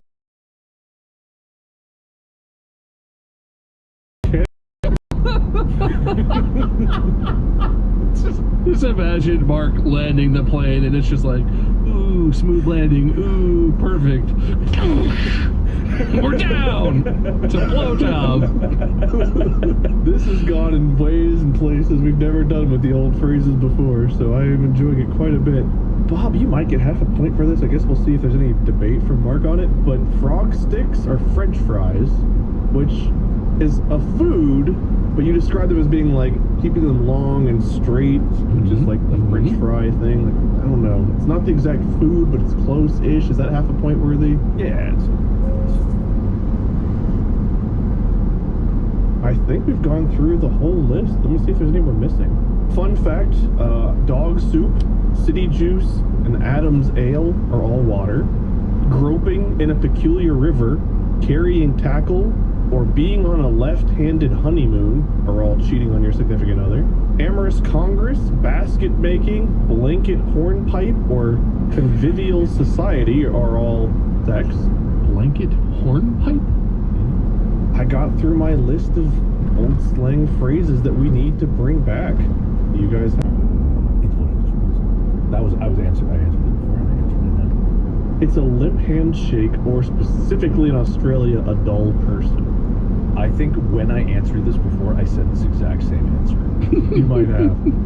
Bob, what is happy cabbage? That is... I know what I said last time, and I think it was wrong. So... what is happy cabbage? Oh, I remember this. For some fuck. I think that's an awful one. Mark, is Bailey's one. I don't like ketchup. It's not bad. Ketchup is good. All right, Bob, what's the flub the dub? Flubber. Movies. Movie stars. Robin Williams. God damn. I don't fucking remember. It's not what I said. I think was to snatch defeat. But that was wrong, if I remember. It's evading one's duty. Or are we just doing this for fun? Wait, I thought the game ended. Wait, the game ended. That's up to me. That's up to me. Anyway, Flyrick is you bald-headed bald guy. Oh, okay. Bob, what's a giggle mug? Oh, I seem to remember getting this one wrong as well. It's a mug wired to one of those buzzers that electrocutes you when you shake someone's hand, but it does it when you put your mouth on it. You go to take a drink and it goes, bzz, and you're all, ha ha ha. Mark, one more chance. It's you bald-headed baldy. I mean, you might not be completely wrong. It's someone who's always smiling, and I'm always happy. I'm not. You don't get the point. All right. With that, we'll wrap. Bob, you got half a point for both On the Hoof and Frog Sticks. Sure. 2 TikTok updates. Need help escaping TikTok. Bigfoot vlogging. Tenders on a boat. Amorous Congress. Red Robin. Red Baron. World War I. Franz Ferdinand. Lean away. Happy Cash. Point for growing. You got points. Google crimes alleged. Oh, Google's alleged crimes. Coding genius. Eggs on toast. Pump the something. Pump the swag. Yep. There's so much time in between the previous point and that point. In the ketchup. Take the egg. Fly Rick. Wait, there's a hole in the entire episode in between the fuck? Wait. I might not have read the words in order. This doesn't answer any question. Wait, there's a hole in between missing. No. Unfair! Oh, unfair. There's an entire section of the episode that I was not scored upon. Meanwhile, Bob got 2 for the same thing. A joke about the Red Baron and Franz Ferdinand were one after the other. That was all just 1 point. Oh, well, still unfair. All right, unfair. Something's unfair in here. I guess we'll see and I'll figure it out. My score, you need to review the entire episode, and you need to account again for all of my correct and or half point answers and cross-reference it to make sure that your scoring is correct. All right. Heads. Tails. Heads. Oh, Very close. man. You're lucky with it. That was Really close. lucky. I wouldn't have done it. No, you would have had to do it, or you would have been cursed forever by the coins. Hey, I'll take the curse, I guess. I'm pretty lazy. I guess spin to see how tried it. Amy got a point for AI comp. Come on. Ooh, 3 bonus points. I need to add something to the wheel, all right? Yeah, what are we adding? Do we have one on here that just inverses the score? Actually, wait, don't Not technically. we? We have surprise golf rules in there. Oh, which does that's that. true. That's Okay, true. that's that. All right. Everybody here has at least half a point. Yeah, I think we all have half a point now. Do we have something in here for most insane ramble? Which I think might. Bob, you got a lot of points for the funniest one, but Mark's with the questioning and going back and forth that you kind of built on. That one was just actually him sounding fucking insane to me. So All right, so we're doing 3 spins, huh? yeah, I guess so. Let's do this, man. Which could matter. It could. I don't. Yeah. Yes. I'm going to concede that one. I think Mark is definitely still the shortest. I agree. Okay. I wasn't saying that to be mean. I'm just like I think that's still true. Fastest response. I didn't get that one. Jesus fuck, I didn't get there. And I'm not gonna lie, I don't think that's me. At least one of them where Bob knew Happy Cabbage was pretty quick. I don't know that Mark had a single one that was quick. Yep, I don't think so. I think Bob gets that point. All right. One more spin. Oof. At least points. Who's that? It's me. Yeah, who does that one go to? No, actually, no, that would go to Amy, right? At least points. Oh, we do give points on the wheel to outside. That's true, yeah. All right. Amy finishes with 2 points. Bob finishes with 13 points. And Mark finishes with 10.5 points. Bob wins. I feel like there was scores. The coin said otherwise, and I think we respect the coin. I think you cheated the coin because you weren't even willing to follow the rules if you landed. I think there's fraud on a deeper level. Fraud.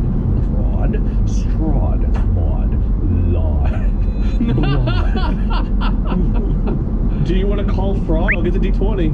You don't want to know this D10 that Amy gave me. Bear 34 You don't want to know. You don't want to know the power of this D10. Here's a little secret. There's a sneak peek. What? Amy gave this to me to use in an episode. Said use it only at the most dire of moments. What's it do? There it is. Oh, you gonna get a little sneak peek of the price that you're about to pay. What's happening? I'm confused. I'm with you for once, Wade. I'm gonna roll this dice. It's gonna change your destiny forever. You better right your wrongs, or you're gonna be wrong to right. What's the D10 mean? Oh, you don't even understand the quandaries it's gonna put you in. There's a little whoosh. There it is. You do have the smallest dice. We could put that on there. I have a small one. Look how small it is. It's the tiniest little D20 ever. Tempt fate, man. You better get on your path. Well, your path is the loser speech, Mark. Listen, okay. Laws are just words unless we defend them with all of our hearts, with all of our will. And when people go and forget the law thing I just said, you know what happened here today. You know what happened here today. He didn't like that I was gunning for his trophy, right? And so he sabotaged me. And I feel like that there is a case to be made for KA Bear 34714. I'm done. Okay, law, sabotage, sabotage, sabatons are boots, laws, brawls, boots and brawl, no underwear, sex, or shower. Was your boots and brawl? Are you having sex with the boots and brawl? Both? Oh, winter speech! Why are you both looking at me like I know? Both of you in sync looked into the camera like you were looking to me to answer the question. 9. What? I am not sure how I won, or why I won, or even necessarily that I won. But this episode is over, and that doesn't really help me clarify anything, I'm going to be honest. Let me see. This, all the arrows and scribbles and things, and the way that you do that is so... It's how my brain works. so concerning to me on a deep level. Academics will study that document in the future and will name a disease after you, probably. I've only got one empty page left, and then I've got to get a new pamphlet. You don't do anyway. Look, it's over, and I'm gonna host the next one, and hopefully it'll be 34, fine. 7, 1, 4. It's gonna be great. I'm not worried. Congratulations to Bob. 34, Mark, 6, do better 2, next time. 9. If you haven't already, go follow Mark at Markiplier, Bob at MySkirm, me at Minion77, or Minion777. So until the next time, we're Bob, the rightful winner who won by, oh man, 2.5 points today? 3.5 points today? 2.5 points today. Close. It'll be a banger. Until then, podcast out.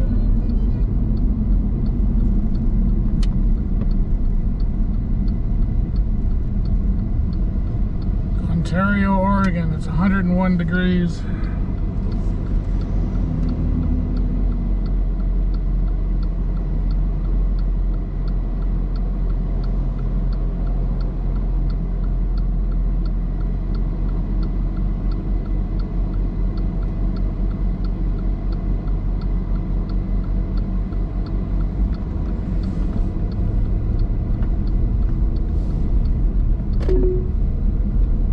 In a quarter of a mile, make a U-turn.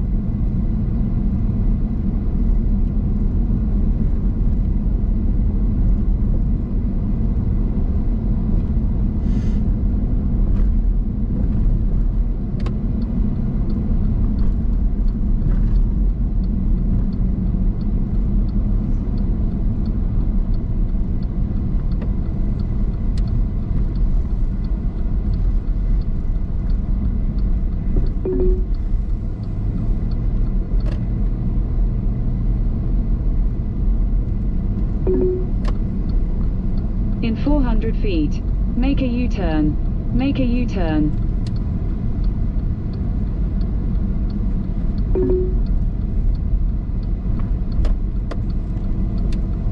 Turn left. Then, turn left.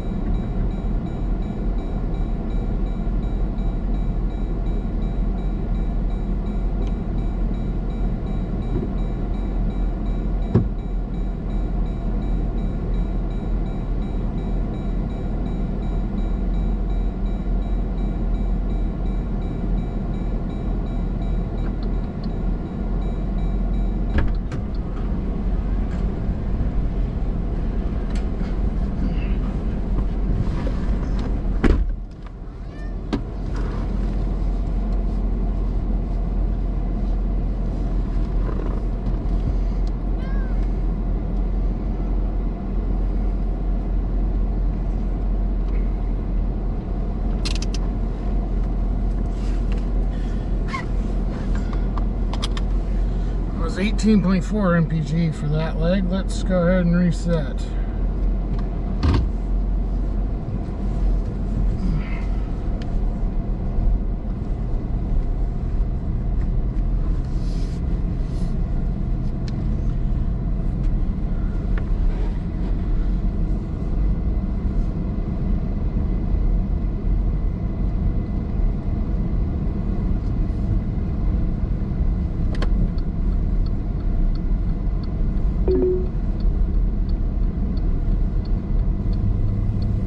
Turn right, then turn right.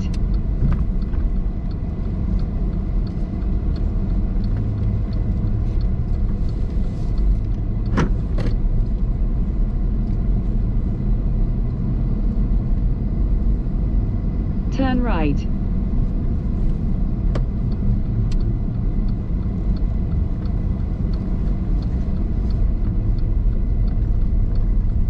In a quarter of a mile, turn right onto the slip road.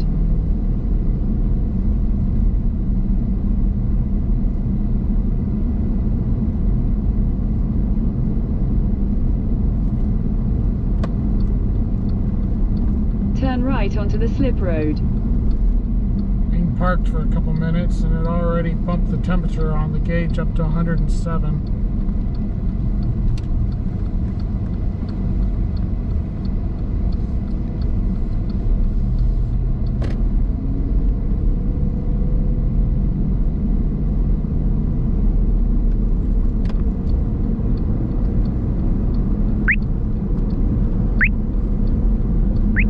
KA band 34692.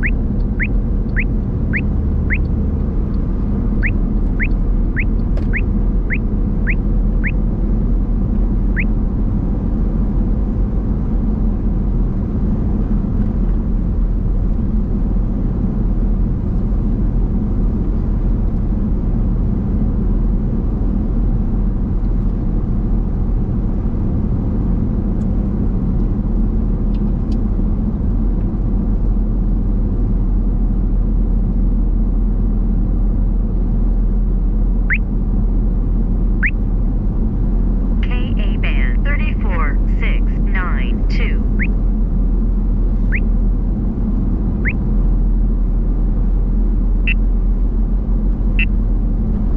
K band.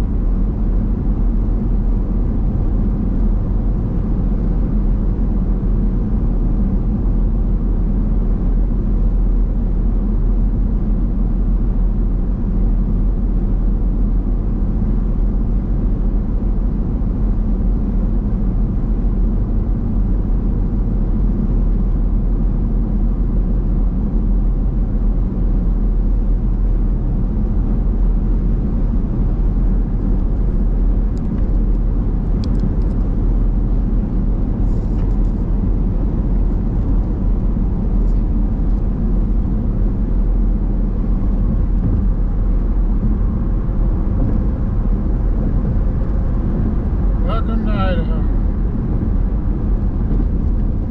103 degrees.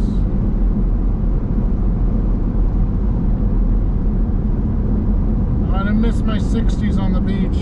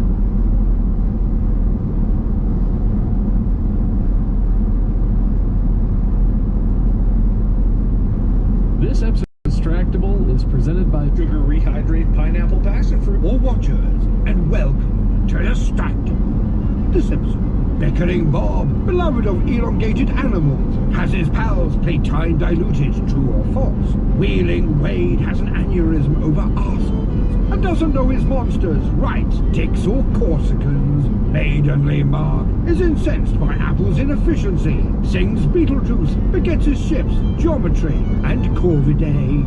From podcast affection to brilliant braining. It's time for 20 Simple Questions.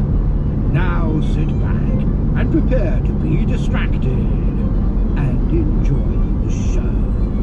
Hello and welcome back to every giraffe's favorite podcast. That's right, you're listening to Distractable. I talked to him. You know, at the zoo you can go and you can pay $5, you can feed the giraffe.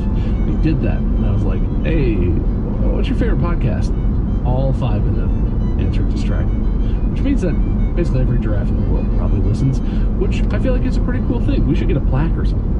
Interesting fun fact aside, I'm your host. My name is Bob. I'm joined, as always, by my competitors for the day / hosts when they can manage it, Mark and Wade. Say hi, fellas. Hi, fellas. You know, for a second there, I thought you were starting like an ad read old style. I went to the zoo and talked to a giraffe. Buy a mattress. I really thought. And then Mark released his trebuchet full of fast food orders. Yeah. I expected the Vine reference where they're like skiing or snowboard or whatever, and the guy just like flies. I'm a giraffe. I'm a giraffe. For everyone listening, we do want to get back to this. We've said it many times. But Weird that came up, but you know how often do you get to talk to giraffes? If you've never seen the show before, I'm the host because I won the last one. The two guys are trying to win this one. That means they'll host the next one. Because I'm the host, I have a game. But that comes later, because traditionally, we start by catching up with small talk. So, how's it going, fellas? How you doing? I've got some good things, and I've got some annoyances. I've got some grievances to share, and some of you out there are the problem. All right, sounds like I'm not going to get to my game idea again. I'm excited. Let's do another. Let's do another whole episode where all we do is complain. Let's do it. I spent the past week in Florida, and yesterday I was at the airport for like 11 hours because we had a weather flight delay, whatever. It was fine. Expected some really annoying Florida drivers, and honestly, didn't really get many of it. They were pretty okay. There's a lot of traffic, but like there wasn't a lot of like guy on his lawnmower upside down with a chainsaw causing traffic jams like I expected. But we got back to Cincinnati late last night, got on the highway, and immediately, I had that guy that wants to merge on the highway 30 miles under the speed limit. There's not that much traffic, but like also, this is still hard to do because you're going so slow. Like, did people not learn how to merge? Okay, we get on the highway, drive a little bit further. I get over in the middle lane, using my turn signal to go around slow person. Slow person decides, with no turn signal, you know where I should be, the middle lane!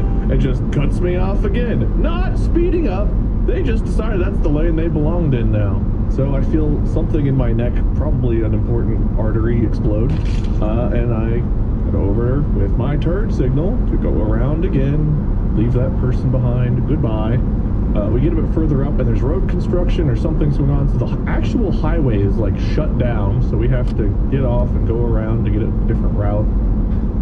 Get behind the other person on a one-lane road. Speed limit 35. I should do 15! Clear, brightly lit area, no turn signal, speed limit all over the place. Like, if someone just goes the speed limit, I'm fine. You know, you don't have to go 5 over, you don't have to go 10 over, you don't, whatever. Just 35 in perfect conditions, just hit the 35. You're turning, you're merging, you're moving. Turn signals, they're great, they work, they indicate, they do their job. But the entire trip home last night, it was slow person cutting me off, no turn signal on road. It wasn't even the people going 900 miles an hour or whatever. There was a motorcycle and someone else racing each other and just cutting each other off repeatedly. But you know, they were in the far left lane, fucking each other in the not in my way. But the slow, no turn signal. Oh man, it eats a part of my soul every time. Wade hasn't driven in 5 years and he forgot how traffic was. First time in the road in ages. slow sometimes. I've driven a lot. I wasn't even in my car last night. Oh, you weren't in your car. Interesting. I would think if you were driving, you'd be driving, say, your own car. Not whenever you have to have luggage. Look, I know it's a sports car, but it's a big car. There's definitely room for luggage. We got big luggage. Oh, sorry. Oh, okay. Ever on the subreddit, respect his big luggage. Florida, beautiful. Great time. Great drivers. Shocked me to hell. Got back here and immediately was like, I can't believe I prefer Florida drivers to my own people. I don't know if I would claim anyone as your own people who's driving on the road, but I don't anymore. got it. Just use a turn signal. You got the old man yells at Cloud Point. Good job, Wade. I was tired, man. I got to the airport yesterday at 11 a.m. We didn't land till like midnight last night because it was a long day. And then How are there that many people on the highway? Like 1 to 3. there weren't. That's the saddest part. It was just a few people. You should have gone around. I tried, and they were like, "That guy's trying to go around. I better help him." Now we can go around all over again. Sounds like a you problem. I'm not going to sugarcoat it, but Just stupidity hurts me, and the road is full. Nobody knows how to drive anymore, man. Or they never did. I don't know. you already got the old man yells at Cloud. You can ease up. It's all right. Old people these days. These kids. Back in my day, I had to drive uphill everywhere. All right, Mark, what are you mad about? I have something hilarious. It involves a company that is not technically in the wrong, I suppose, but I think they are. And also the pettiest thing I've ever seen, and a pure example of why this company might be plagued with inefficiencies. He's going for the eating point, you can tell. So I bought Mac Studios for my render farm because the power efficiency in my power bill is way down since doing that. I mean, they were expensive to get, but their resale value will be good if I ever need to upgrade or if I ever done with render farm. That's why I did it. And so I bought some, and when you do a business, you have to get an invoice and you have to pay them separately, and there's like it's a whole different. Usually if you go buy Apple stuff, it's kind of easy. They make it a little too easy sometimes. Business not so much. So I get this email, and I must not have noticed the first one because it says, second notification of past due balance. Dear Markiplier, I can't believe this happened to us. The email reads, we would like to thank you again for your business with Apple. As of today, we have still not received payment. Please see the attached outstanding invoice list and remit payment as soon as possible. Please note, non-payment could lead to a reduction of your credit line and may result in shipping delays. Don't you already have all those things? Yeah, I do. All right, so probably not shipping delays, but yeah, go on, sorry. You want to know how much it's for? It's an Apple product, so it's a minimum of 130. Yeah, $3,000 or something? So the total invoice amount is, high. It's $7,844.40. So you got 3 chargers. Shit. You bought an iPhone and a half? What? So it's $7,844.40. That's the total invoice. They say I paid $7,844.39. This is a second notice past due email for 1 cent. Yeah, you said those numbers in my head. I was like, wait, aren't those the same number? How much is different? This is a one penny past due invoice. Mark, this may reduce your credit line and incur penalties. The legal team might get involved. I kind of want you to not pay it just to see what happens. Like the next one, they're like, all right, we're not playing nice anymore. We're going to start charging interest. 15% interest. You know, if you go to pay it, there's going to be a charge for paying online or something of like $1. So it's so funny because there was another invoice besides this. One of the orders was delayed. This is the delayed one. I paid the exact same amount for both invoices. This one I've looked, and this one for some reason is 1 penny more than the other ones. When I paid it all in full in total. This one is different, so I'm not paying this one because I have paid in full, and I did pay in full when I did it because it was the exact amount that they charged on the invoice. But because this one was delayed, some rounding thing must have happened and it went up a penny. So I'm not paying this one, and I just want to see how far it goes. It's supply and demand. Someone had just bought the exact same thing, so they had to upcharge this one by 1 penny. Man, the tariffs, just really threw that one for a loop. Well, I knew it had to be either really big or really small, but I would not have guessed. Shouldn't just, like, I know this is how this works, because accounting is numbers, and numbers have to equal numbers like this. But shouldn't there be a thing in the system where it's like, hey, if the invoice is, I don't know, less than $1, maybe just round that down or something? Like, is that really worth the electricity that it costs our system to send an email at, like... Not at all. The electricity it took to send that email and calculate the number is not worth that penny. This entire saga is not worth, and I really hope they take it so far. There is no way to pay it without coming out in the negative. I like your approach because you're eating into their profits now. Every time you make them do something, there's another 0.45 cents that they have to pay, or I'm just gonna let it sit there, and then eventually they're gonna come and repo 1 penny's worth of Apple hardware. So like Magic Mouse or something. I don't know. The funny thing is, I don't think I can even give them just a penny, because a credit card transaction has a minimum fee. It's like a 30-cent minimum plus a percentage. If I pay this via wire transfers cost about $20. I can't give them a penny. No, if you mail a penny, you have to pay for the stamp. Don't they pay if you pay with a credit card, don't they pay the transaction fee? So couldn't you pay them a penny and then they pay 30 cents to receive your penny? I'm trying to save them money here. I'm trying to make this easy on them. If they make an exception for you, they have to make an exception for everyone who underpays a penny. This is about setting an example. This is so funny. I find this hilarious, and I can't wait to see if this goes any farther. I will actually be really disappointed if it doesn't go any farther than this, because it's just that funny.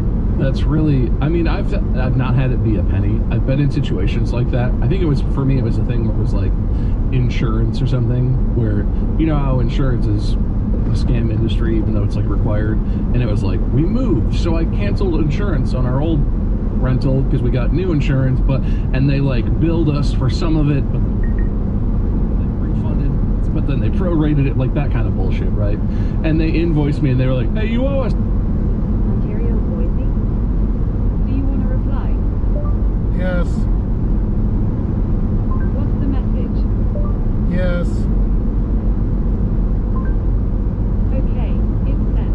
$6. But when I called them on the phone and asked them if they really wanted their $6, the guy on the phone was like, I'll just make this go away, and I'll make a note to my manager. Don't worry about this, sir. But like, Apple's definitely not going to do that. That was a small, like, it was still a big company, but that was a smaller company, and I talked to a human person. I'm sure you've tried. Have you ever gotten a human being person on the phone if you've ever tried to call Apple? Do they do that, or? I have. So I talked about this before, if you remember. I didn't get 1 human. I got bounced to 7 humans, which is great. Oh, no, that's right. But it really speaks to some inefficiencies happening at Apple. Now, I'm not one for big companies doing lots of layoffs, but I can tell you, between having no humans and only robots, which is bad, and 7 people who worked at separate companies. There was multiple companies involved with this chain of people. They sent me to the bank and then back to a separate department. Anyway, that's too many people. I need 1 good person. So maybe some inefficiencies going on there. I imagine if you try to get this penny taken care of, it'll be like the scene in Saving Private Ryan where like they walk in, they're looking at the papers, like, oh, and they take it to their superior, who takes it to their superior, who takes it to their superior. Eventually the president of Apple is like, 1 penny. We've spent that on these pages already. Get him on the line. We must fix this. Wait, I want to know, do you know who the president of Apple is? Tim Apple. That's actually wrong. He's not the president. Elon Musk. There you go. The real president of Apple. President of every company. Are you going to tell us, or are we just going to keep guessing? Because I actually don't know. I don't know the president of Apple. I was just pointing out that he said president instead of CEO. Boise. Do you want to reply? Yes.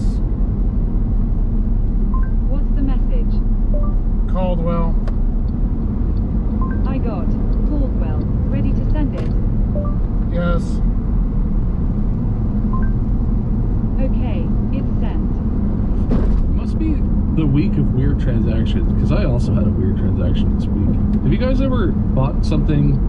I was buying a computer, piece of technology. It was kind of an expensive single purchase that I've never bought from this company before. And they had a third-party fraud detection service. Have you ever bought something where a company had like a third-party company that did their anti-fraud stuff? Yeah, I think they outsource that sometimes, yeah. Has it felt like a scam to you? Because I gave these people my credit card number, I put my order in, and then an unrelated company sent me an email and it was like, hey, it looks like you're trying to buy this computer. We think that might be fraudulent. Send us a picture of your credit card or a picture of your valid government ID. And I was like, why would I send either of those to you, company I've never spoken to before? And they were like, no.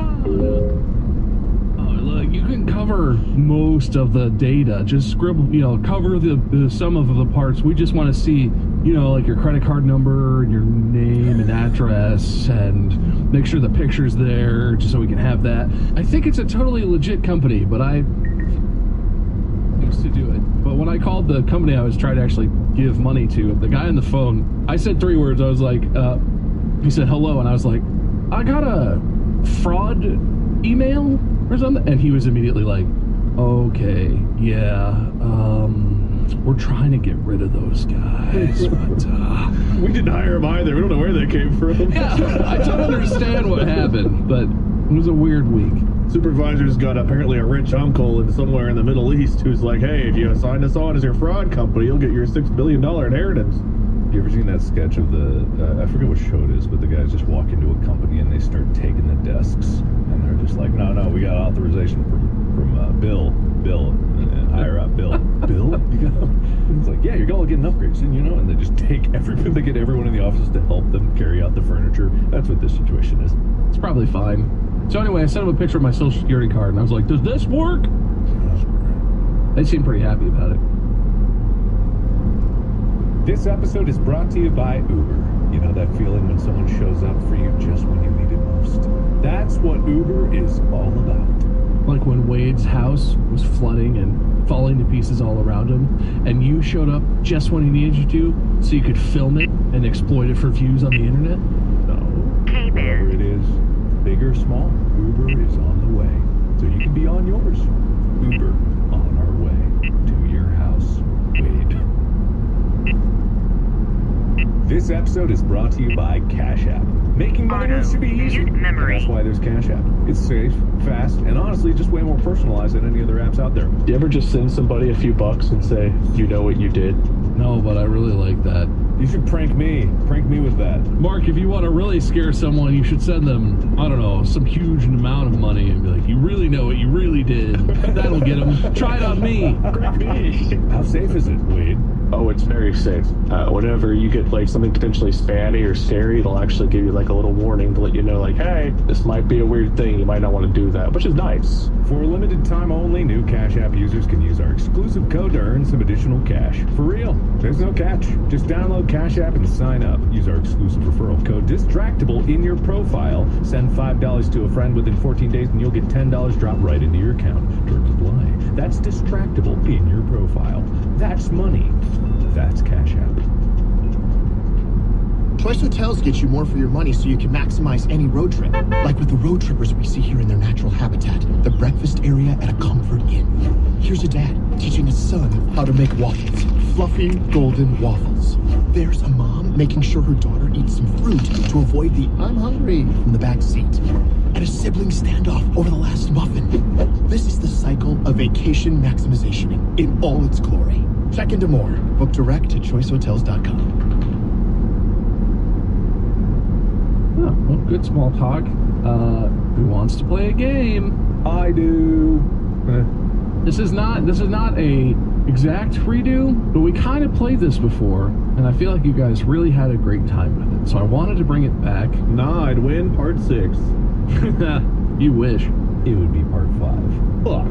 I like to call this game 20 Simple Questions. Oh, God, no. Oh, God. No, listen. No.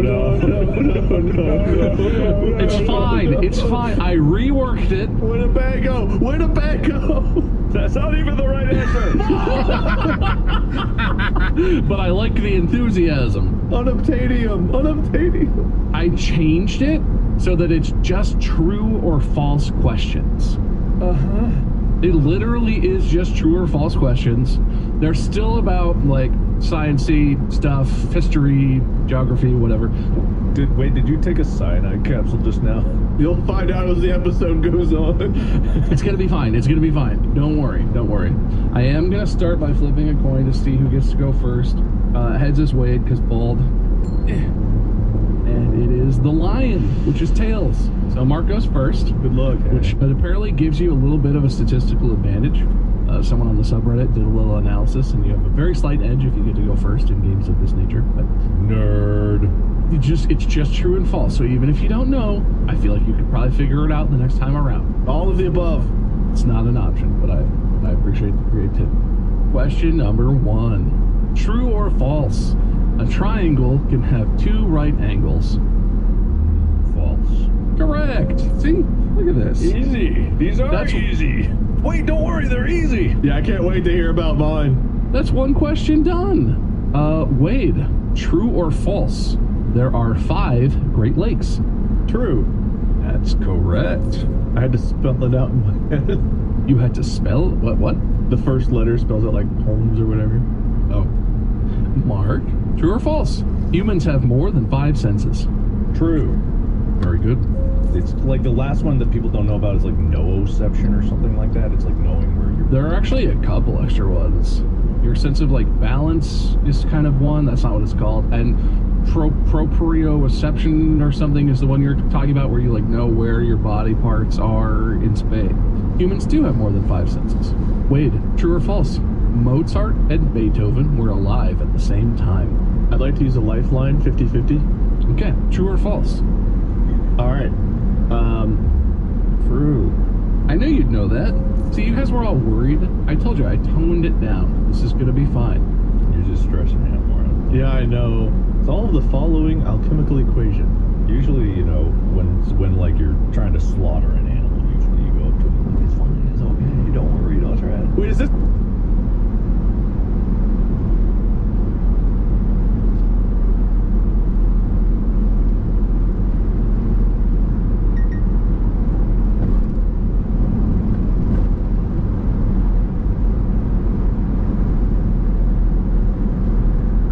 True or false? Beethoven composed music after going deaf.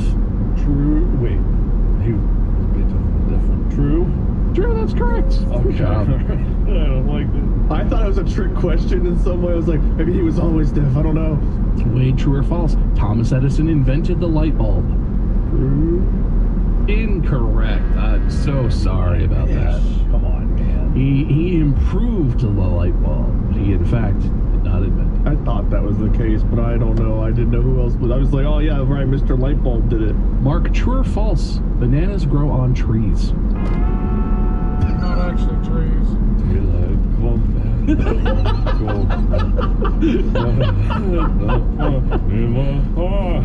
True. I'm sorry, that one is false. What do they grow on? Technically, and I love this fact, bananas grow on tall herbs. I don't know what the distinction is there, but that's what the internet told me.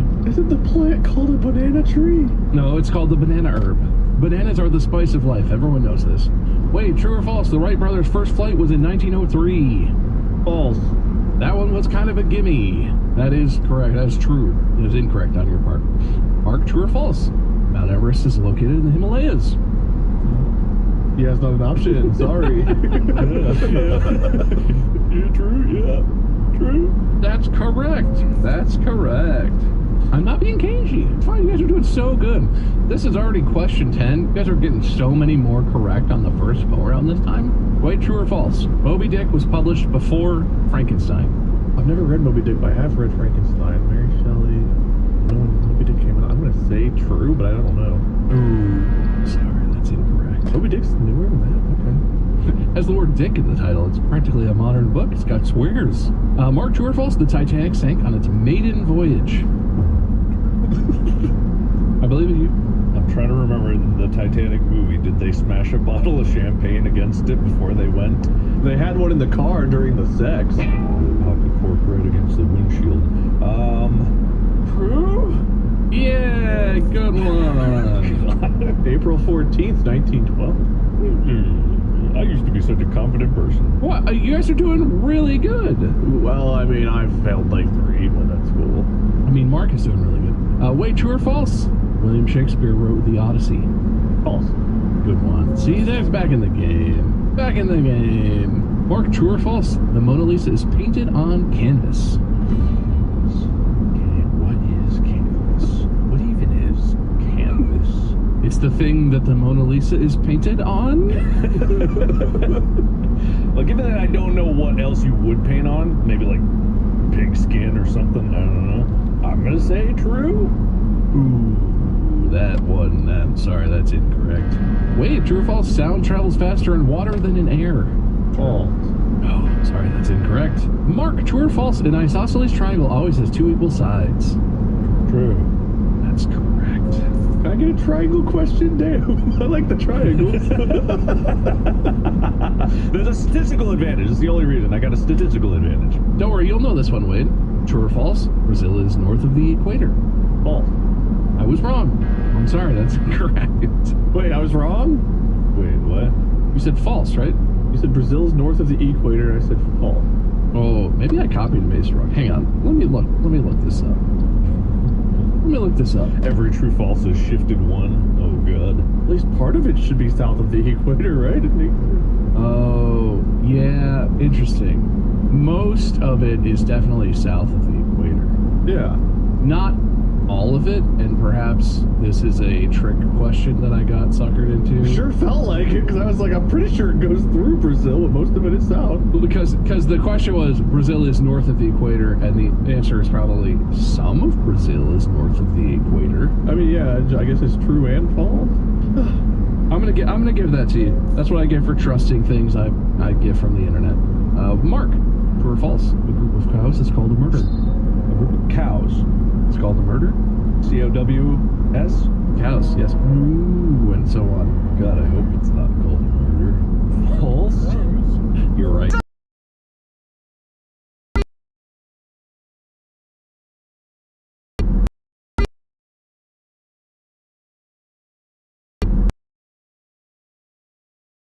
Remainder. And technically 0 divided by 2 equals 0? You can divide 0 by other numbers, but you just can't divide by 0. Yeah. Good job, Mark. You knew that. I knew you knew that. Wade, question 20, Wade. I know you can get this one. It's right in your wheelhouse. Great. I believe in you. I'm on it. True or false, the chemical symbol for potassium is K. You know this, right? You're a big periodic table guy, right? I believe that's true. Got all the periodic tables up in your room there. Potassium is the one that's K, right? Yeah, that's true. That's true. Good job. I know some periodic table. It's in blueprints. There you go. All right. Well, that was the first round through the 20, and you guys got, let's see, 5, 6, 7, 8. You got 12. Wait, does that mean I got 7 wrong? Because I think Barley got like 1 wrong, didn't he? The scores are not very close right now, but that's okay because the game is not over. Good. Good. That was a good run, though. Honestly, one of you definitely did more gooder than the other, but I'm not going to hold that against you. You're still in this, Wade, and all you have to do is remember, because I told you all the answers, right? You knew the game. I told you what the game. I gave it up ahead of time this time. So all you have to do is remember. So we'll start, because you're losing so badly, we'll start with Wade. We'll switch up who gets to go first for this round. Okay, I was kind of a mystery who was losing, but now I know. All you True or false? Light bulb. True. That is true. Good job. I don't know how to spell any of these words. All right. Mark, true or false? Bananas grow on short trees. False. It's an herb. It's an herb. Guy. One short tree knows another, and he knows that's not a short tree. Yeah. Shut up, but yeah, he's right. Wade, true or false? The Wright brothers' first flight was in 1913. False. Ooh, good one. Coming back. Was that a question that was asked before? Yeah, man. We talked about the Wright brothers previously. Mark. True or false? Mozart and Beethoven were not alive at the same time. Not true or false? They were not. This one was alive. already answered correctly, so I you know the answer. I'm Yeah. trying to think of the wording. False, because they were. Good. Man, Mark, you have so many points. I'm gonna have to. Oh, this is gonna get crazy. Wade, don't worry, you're doing great. Wade, true or false? Moby Dick was published after Frankenstein. Wow! This was your question. This was your question last time. I think you sort of talked through it all. False. Oh, I'm sorry. That is incorrect. No! I didn't the wording. No! That's why you gotta word it through. You gotta word it real hard. What did you say? It's all right. Yeah, look, Mark's getting them correct, so clearly it's possible. Damn, I hate whales. Mark, true or false? Sound travels slower in water than in air. False. It's faster. Good job. Good. So wait, just take your time with it. You gotta let your neurons go, slow down, stop, and go in reverse. If he asked me the Moby Dick question right now, I don't know if I get it right. Don't worry, it'll come back up. Wade, true or false? The Mona Lisa is painted on canvas. Mona Lisa, famous painting, right? We talked about this. Can you paint? Why would you do that? I don't know, but the way you asked the question, I don't like it. False. The Mona Lisa is painted on canvas. False is your answer? True. False is my answer. That's true. False is correct. Good job, buddy. I thought Mark got it with was painted on canvas. Like, is it now? I didn't rephrase that one. That was exactly the same question I asked the first time, and I'm glad that you guys picked up on I'm rephrasing things because that is the bit, isn't it? I'm a bit confused. That was Wade's question. Mark, true or false? Ecuador is north of the equator. Ecuador? You're just making up countries now? All willy-nilly? Okay, alright. It's down there with Paraguay, Uruguay, Brazil, Chile. Ecuador. Don't tell me where Ecuador is. Of course I know. Rephrase it again. Say what you said. Mark, true or false? Ecuador is north of the equator. Do you want me to help you? No. Would you like me to rephrase it? No. Okay. Oh. Sure? Ecuador. False. This is the same one that I was fucking around with. Ecuador is in the exact same situation that Brazil is. The equator runs through it. Oh. Dude, if you pronounce Ecuador a different way, what you say is Equador. That's what I was already saying. Were you not listening to me? No, of course I wasn't. Anyway, it is primarily not north of the equator, so I'm going to say it's primarily false, which means you primarily get a point. Not that you need it, but it's fair though. That's fair. Ecuador. Hey, he's looking at maps. Well, you're looking up Ecuador. I want to learn more about Ecuador. People are going to think I don't like Ecuador. What if you get more questions later about Ecuador? Now you know more about Ecuador. That's not fair. I'm reading up on Ecuador. You can't stop me. Bob. All right, Wade. Are you ready? No. True or false? A group of ravens is called a murder. Ravens called false. Unless. False asterisk? What's the asterisk? I'm into this. Unless they are. No, okay, well, no, you are correct. That is false because, enjoyably enough, a group of ravens can be called an unkindness or a conspiracy, which is the fucking best thing ever. They were called a murder, but they are now nevermore. Speaking of crows and ravens, there was a TikTok that I saw before quickly deleting TikTok again because I downloaded it again. I was like, I haven't been on it in a while. Maybe I'll try it out. And then I felt my brain deteriorating. I literally felt myself being hypnotized. So I deleted it. But I remember this TikTok being like, if you have to ask, it's a crow. When it's a raven, you will know. And I don't know. I don't know. I still don't know the difference, really. I know one of them's like really croaky. What does that mean? I don't know. I mean, I'm not sure if a raven will be so unbelievably obvious with its 20-foot wingspan and like descending on me with a human speech, but I think they're not that different. All the pictures that I'm seeing, they look almost indistinguishable, except for it's like, oh, the tail's a very slightly different shape, and the head shape's just noticeably different if you get a still photograph of them in perfect side profile. I guess they make different sounds? Yeah, one of them's more like Ravens croaky. are also much larger. Pro-y or raveny. Yeah. It's confusing more than anything. We don't want any confusion in here in this episode. If I ever need to tell a raven from a crow, I'm not gonna know. How would I know? Oh, you'll know. That's so ominous. All right, Mark, good job knowing your countries that are close to the equator. Wade. Wait, did I just do the raven one? Yeah, Wade. Oh yeah, I know. Wade got the raven one. I went back too far. Amen. Good job on the raven one, Wade. Mark, true or false? Napoleon was exiled thrice. Rice. Is that like 3 or like the rice? Can you use it in a sentence? Could be the country of origin. it's no. You know the word. This is not a spelling bee. Napoleon was exiled thrice. True or false? False. Good job, buddy. I'm so proud of you. And you guys aren't falling for this as hard as I thought you would. I gotta be honest. I was really hoping that we'd go around and around and around. That means our scores are close, right? Yeah, no, everyone is really competitive right now. It's going really good. Wade, for no specific reason, I'm going to offer you 2 points on this one. Ooh. True or false? Moby Dick was published before Frankenstein. Fuck!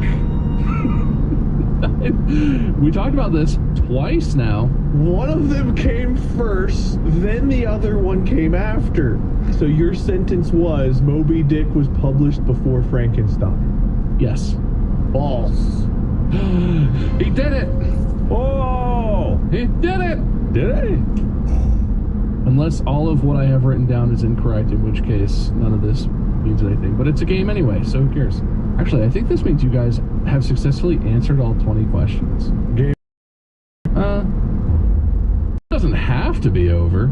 All right, wait, do you want some more? Huh? Wait, true or false? Thomas Edison invented the light bulb. False. All right, I'm not. No, that's rude. That's rude. That's rude. I'll give you half a point. I don't want to sugarcoat it. You guys did so much better on this game. I told you it was going to be easier. I toned it back.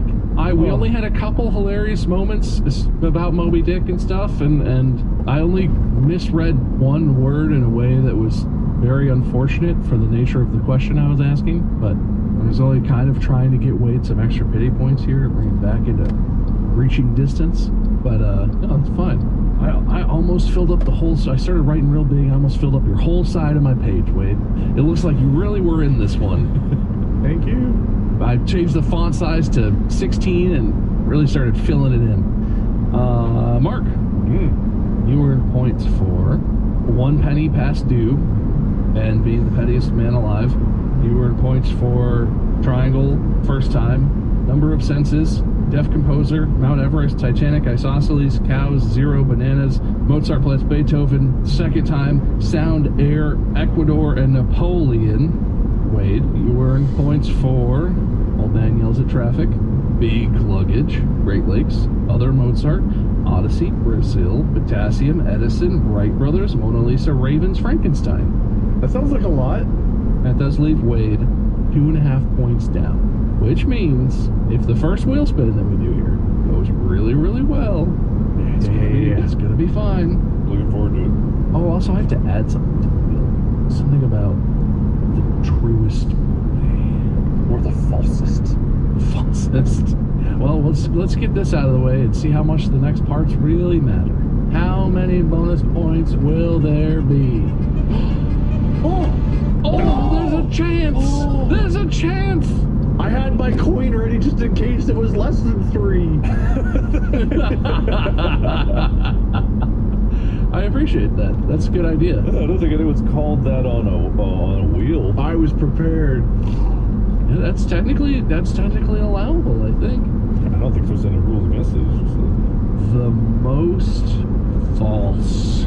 If anyone tells a lot of lies or gives a lot of misinformation or just can be agreed to be the most false, I feel like that's where that one goes.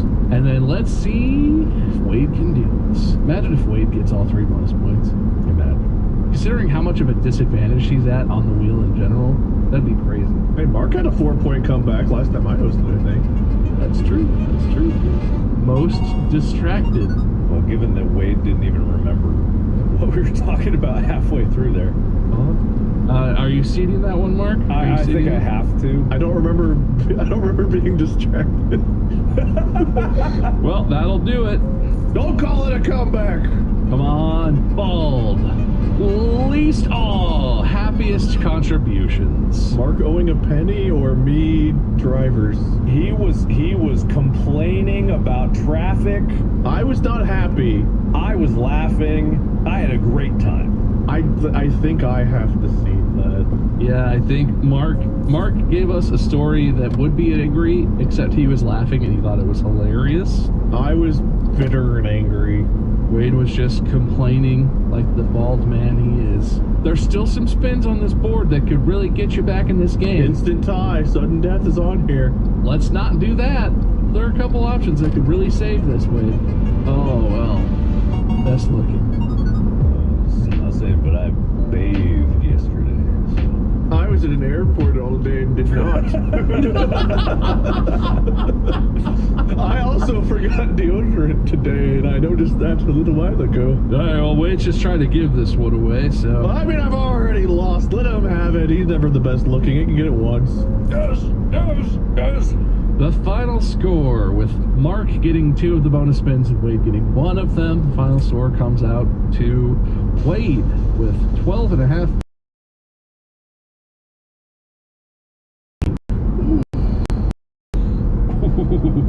It was really that first time through the questions.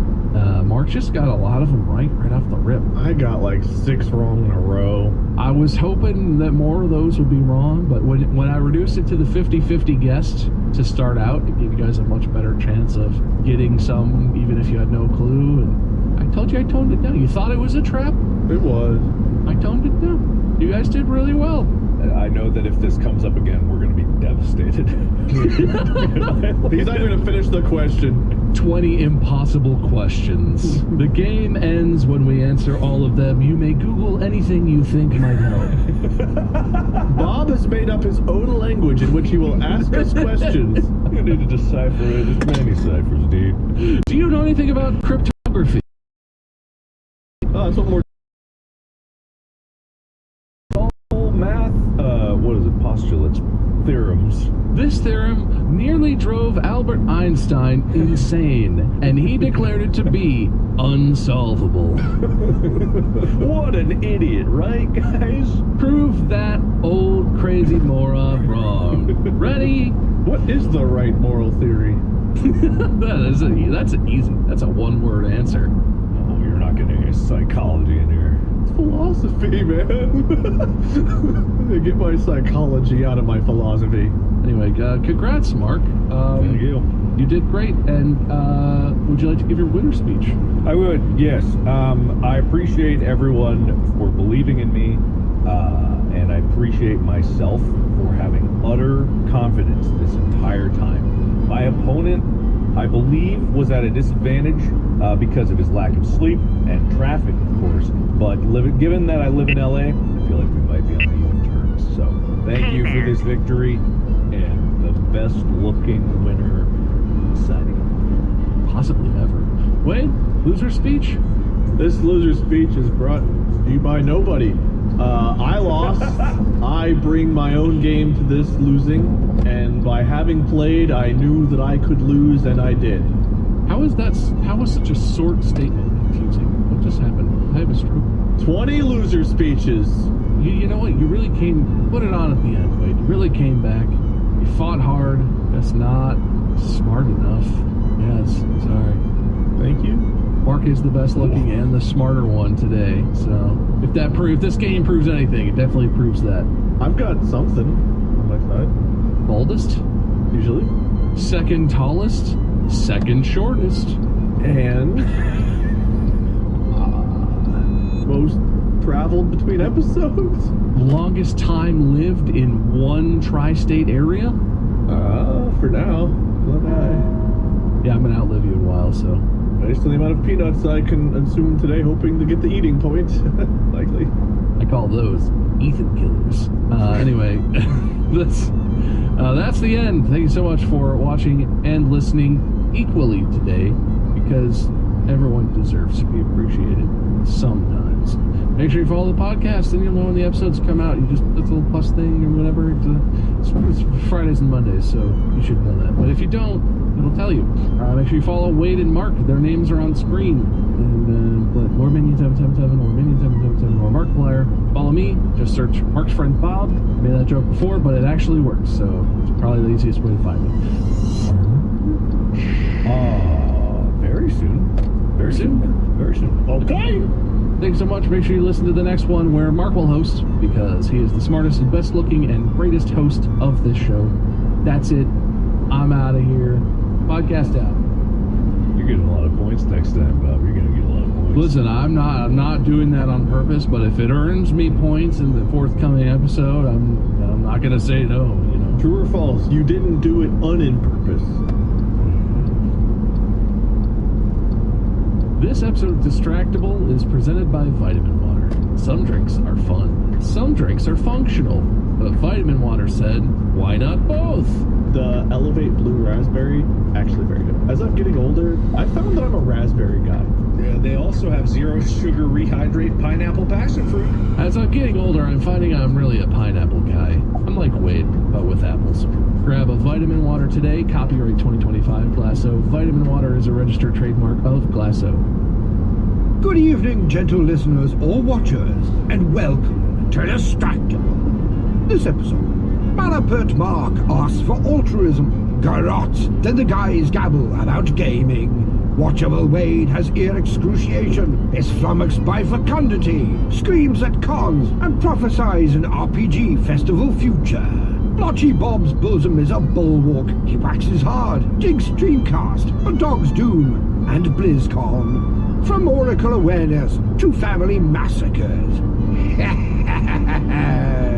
It's time for Gaming News. Now sit back and prepare to be distracted and enjoy the show.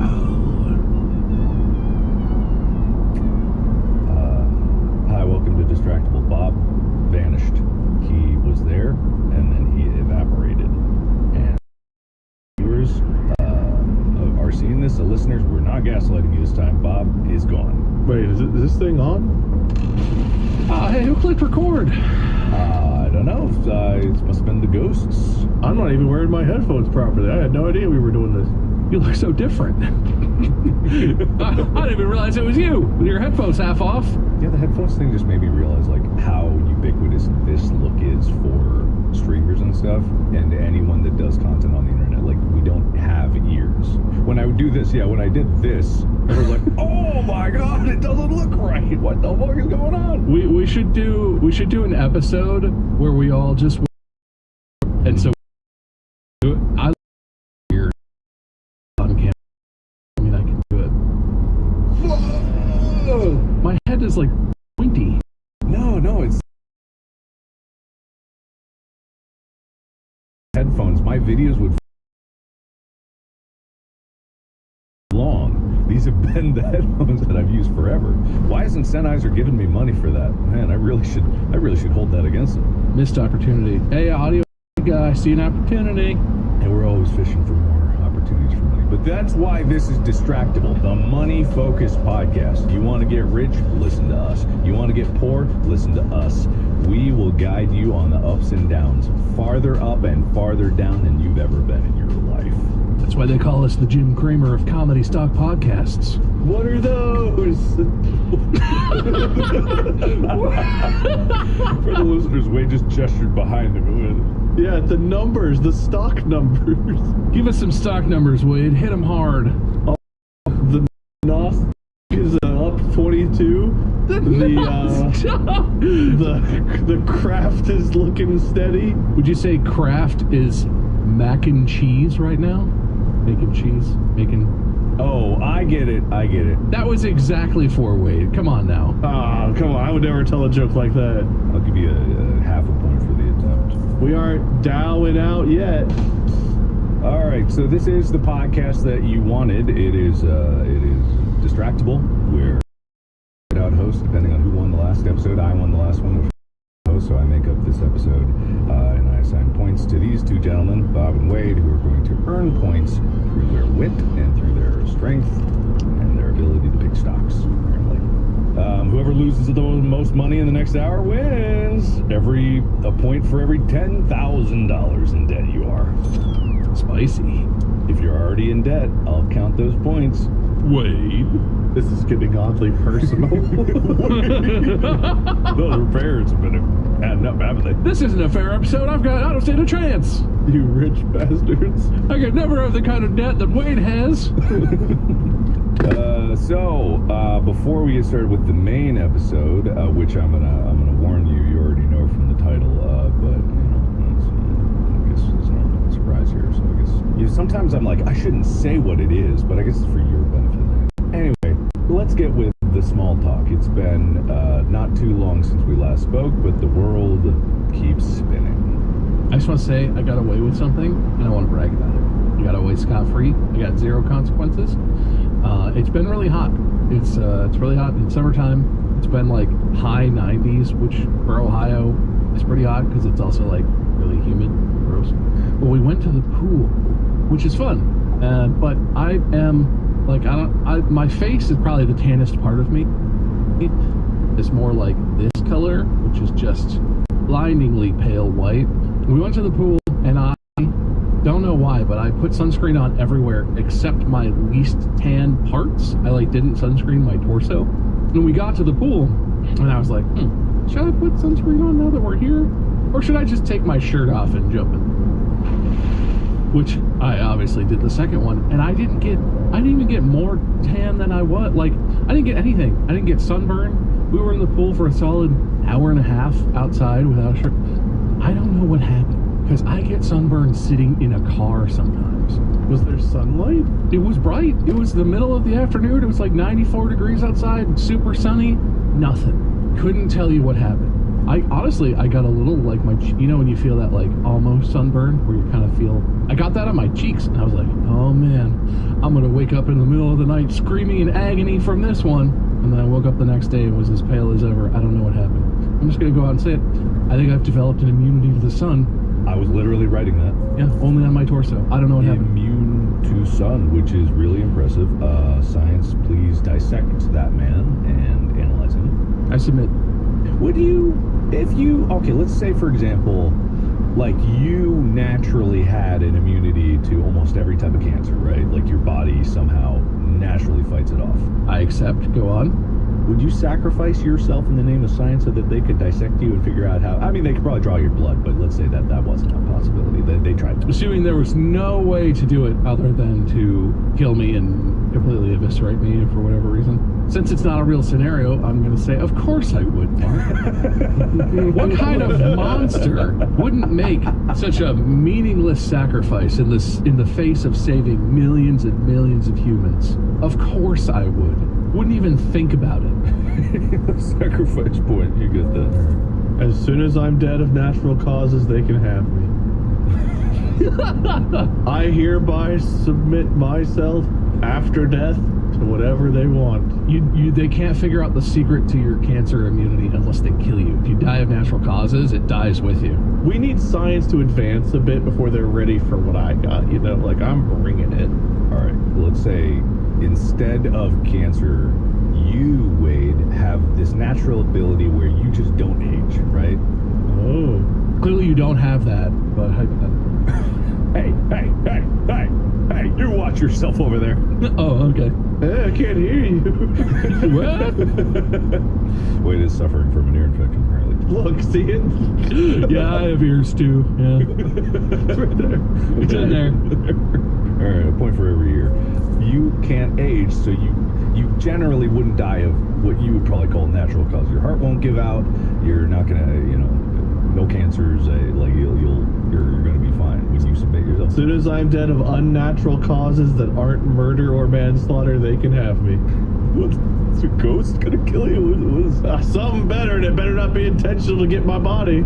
All right, so you can say you won't because it sounds like a no.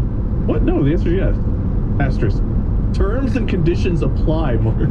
I'll give you a point. I'm gonna put an asterisk and say terms in it too. I'll take it. Wait, what's going on with you? So, listen. A week ago, I had to go to the doc, and I was like, hey, doc, my throat's a mess, sinuses are bad, and I don't feel good. What's up? The doc's like, your left ear, not looking so good, but you know what'll fix you up?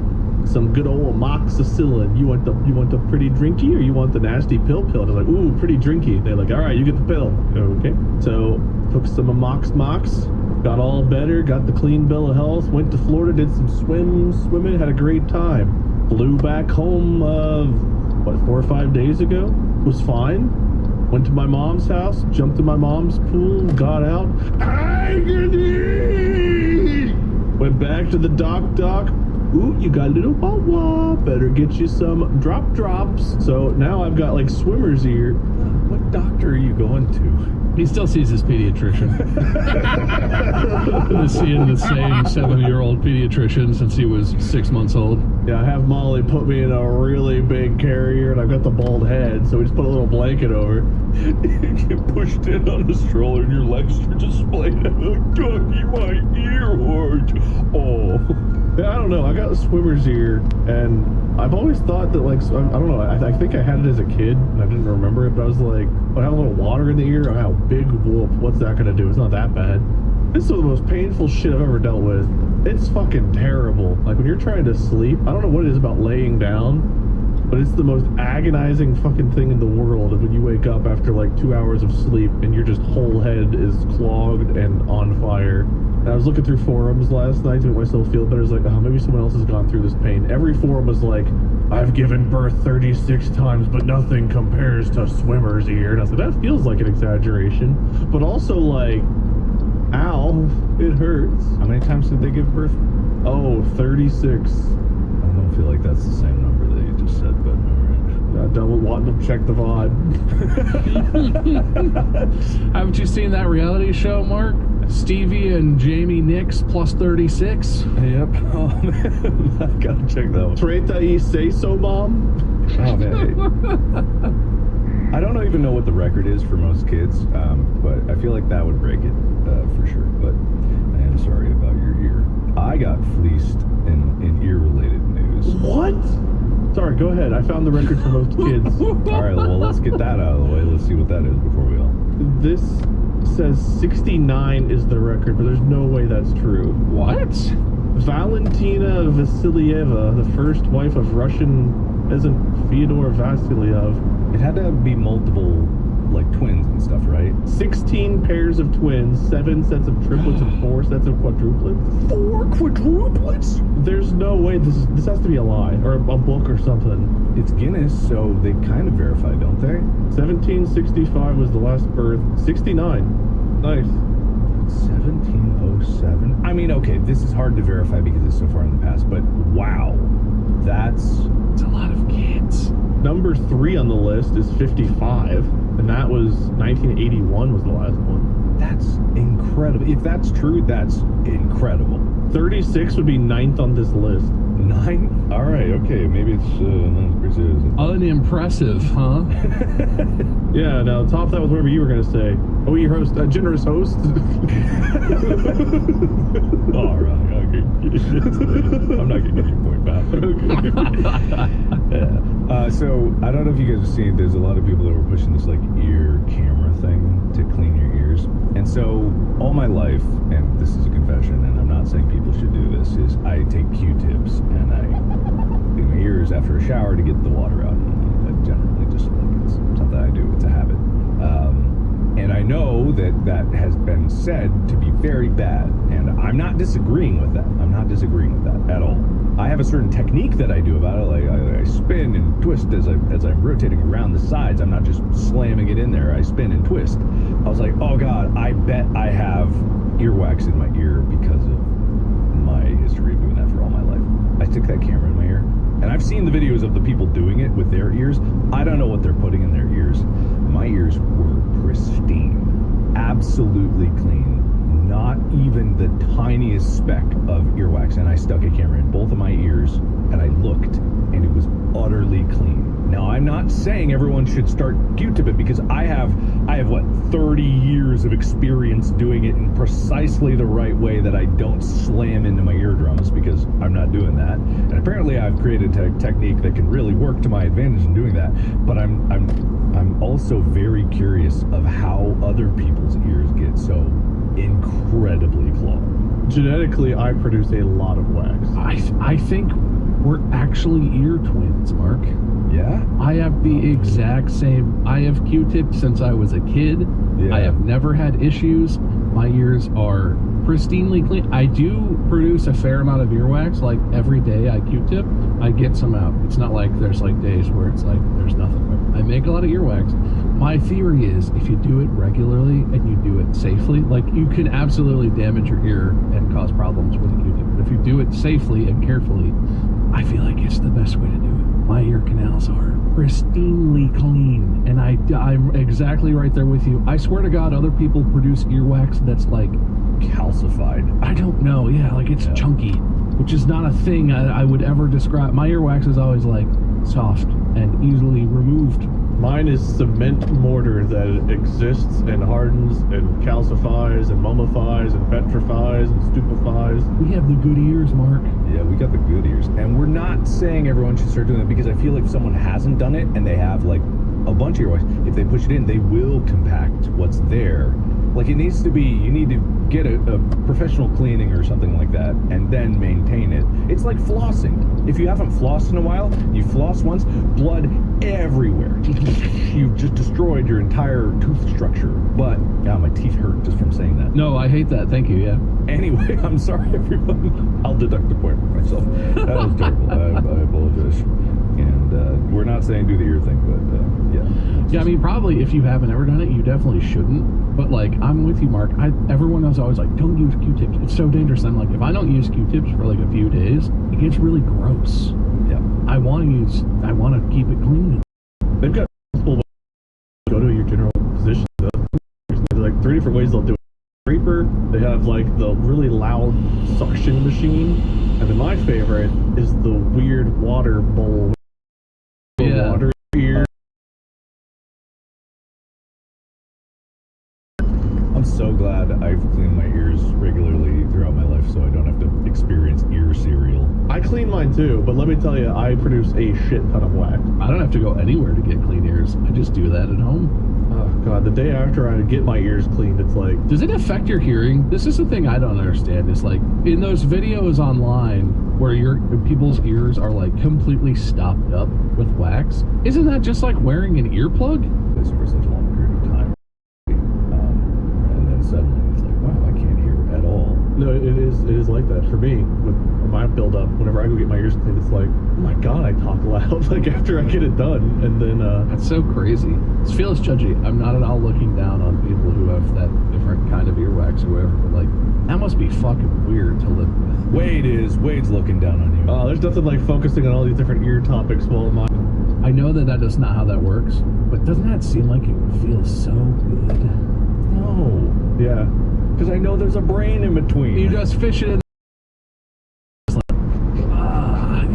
No, it'd be like, you know, the thing that thing's like the wire that people bet. Well, wouldn't I feel better if I just cut my brainstem off? Then I wouldn't have to be conscious of anything? Your ear teeth! Yeah, that's how you chew up sound, man. Mark, you wouldn't know because you don't know how. You don't have to crunch up your ear bricks. But how do you think ear brick people crunch up their ear bricks? It's with their ear teeth, Mark. And then you use your ear tongue to move them around and spit them out. Oh god, I don't like how many points I've written that have ear in them. Like when you take a sip and an ice cube accidentally gets in there and you're all... No.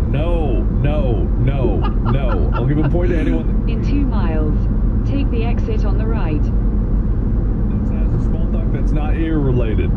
Well, my other ear's doing great. Ah. All right, let's move on. This episode is brought to you by Cash App. Making money moves to be easy, and that's why there's Cash App. It's safe, fast, and honestly just way more personalized than any other apps out there. Do you ever just send somebody a few bucks and say, you know what you did? No, but I really like that. You should prank me. Prank me with that. Mark, if you want to really scare someone, you should send them, I don't know, some huge amount of money and be like, you really know what you really did. That'll get them. Try it on me. How safe is it, Wade? Oh, it's very safe. Whenever you get like something potentially spammy or scary, it'll actually give you like a little warning to let you know, like, hey, this might be a weird thing. You might not want to do that, which is nice. For a limited time only, new Cash App users can use our exclusive code to earn some additional cash. For real, there's no catch. Just download Cash App and sign up. Use our exclusive referral code Distractable in your profile. This episode is brought to you by Uber. You know that feeling when someone shows Take the exit on the right. That's what Uber is all about. Like when Wade's house was flooding and falling to pieces all around him. In a 1/4 mile, turn left. Just when he needed you to, so you could film it and exploit it for views on the internet? No. Turn left. It is. Big or small, Uber is on the way. So you can be on yours. Uber, on our way to your house. Wade. So today's topic is something that we used to cover a lot, and I feel like we don't do it enough. We're talking about gaming news.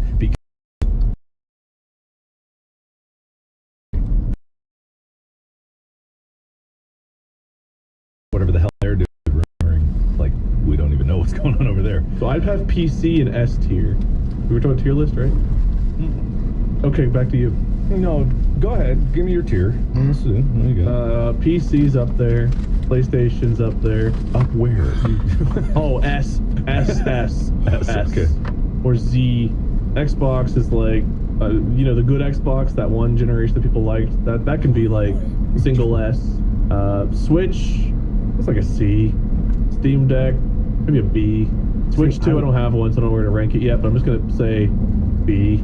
I had the Steam Deck, and it was nice, but it was way too big. I was so used to being able to hold the Switch that when it came down to trying to like play anything, I tried to play Elden Ring on it, and it worked. Acceptable frame rates, not bad graphics, but just trying to do the controls just was too big and unwieldy to do. I would have rather had like a laptop and a controller tied to it and just play that way as opposed to trying to do it on a Steam Deck. But that being said, I recognize what it's trying to do and I do appreciate it. It kind of started something cool there. Even the Switch I got tired of holding. Really? Yeah, that weak? Switch is too small for me. Somehow I'm with you that the Steam Deck was too big, but then the Switch is like the ergonomics of it make it also awkward for being small. I would like a handheld to be designed exactly to fit my natural body angles.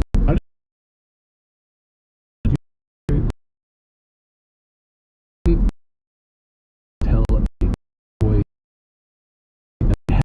limited elite, not that see-through plastic. Colors where it was. I also hated that, but I less about it. Generation thing 5 because PlayStation giant jump. Then went to 5. It's good, and now we're going to 6, and so things are getting more powerful. What's the point? Literally, what's the point? What is the point? What's the biggest graphical jump we've had? For me, in my experience, it was PlayStation to PlayStation 2. I'd say 2 to 3 was a big jump. Yeah, I was gonna say 2 to 3 era, wasn't it? 1 to 2 definitely big jump. Xbox to 360. Yeah, that was quite a jump because then you went from like Halo 1 to Gears of War when those cinematics were coming out and like the previews for that, and then you saw the game and like, well, whoa.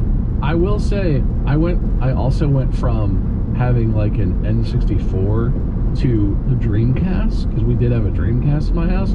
That was an interesting switch, because the Dreamcast is pretty like idiosyncratic in how it looked, and I don't know if it was the way the system worked or the whatever, but I thought the Dreamcast was mind-blowing when I got that jump back in the day, but that was also a weird switch.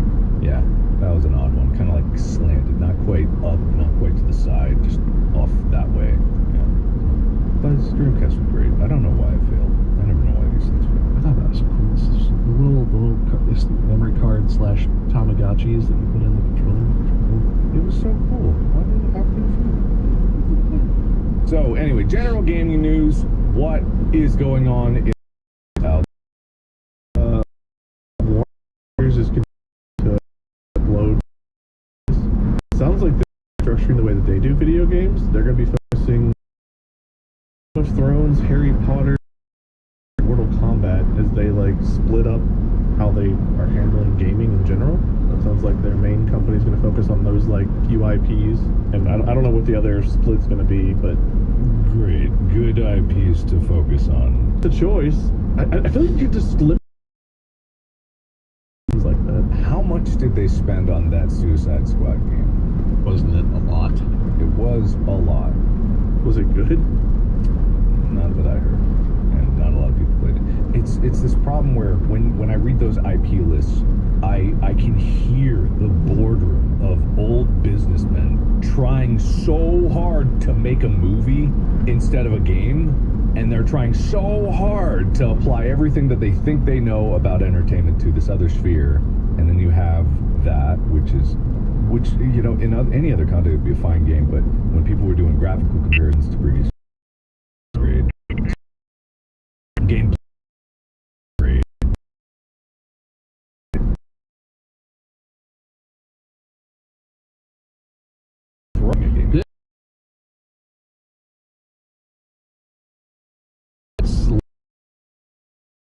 On Suicide Squad Kill the Justice League, that's not that they spent $200 million on development, but that's like their reported loss on the game as a whole, which implies they did spend a lot on development. And that probably means they spent more than $200 million. Game of Thrones had a King's Road game that came out a month ago. It's got mixed reviews on Steam. Is it a gacha? There was a Game of Thrones game? Yeah, King's Road. It came out May 21st. And they didn't call it Game of Thrones?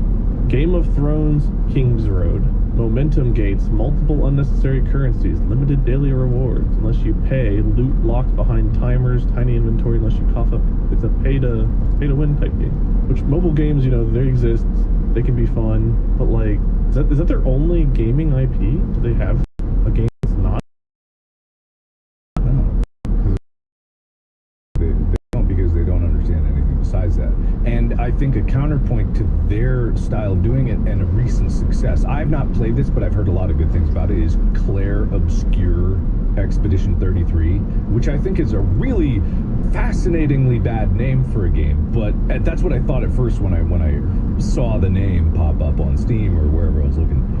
But it's glowing reviews, and it's made by a small team that is... But it did take 6 years to make. Guillaume Baroche, I'm sure I said that wrong, had the idea in 2020 and started making sort of prototypes and stuff, and it took them until this year to get it out. I guess that's not 6 years.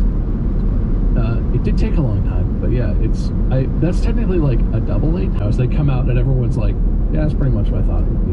One of the first Spider-Man game was pretty well received. That's old.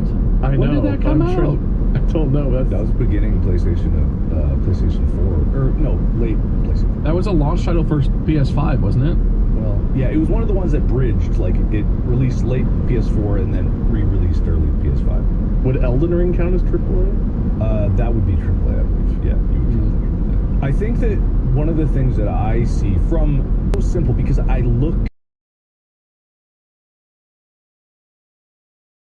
tell that there is gameplay here.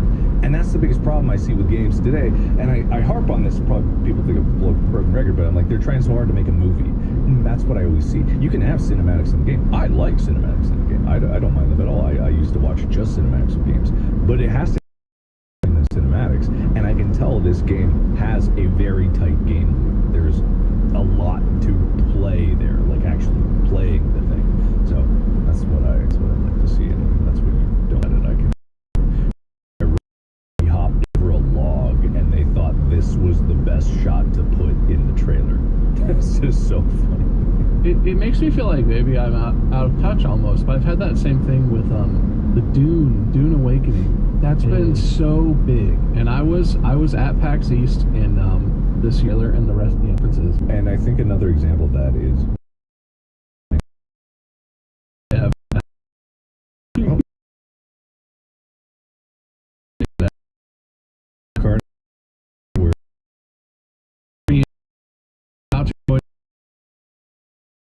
Mind's Eye. He was about to go to a sponsored segment, and he was literally like, "All right, guys, we're gonna play a new game. Like, I'm gonna turn this game is called Mind's Eye." Where he was like doing the preamble to, "Now we're gonna play this sponsored segment," and literally he was like, while he was doing that on stream, he was like, "Oh, wait a minute, okay." While I was doing that introduction, I got an email, and they have officially paused the sponsored segment I was about to do.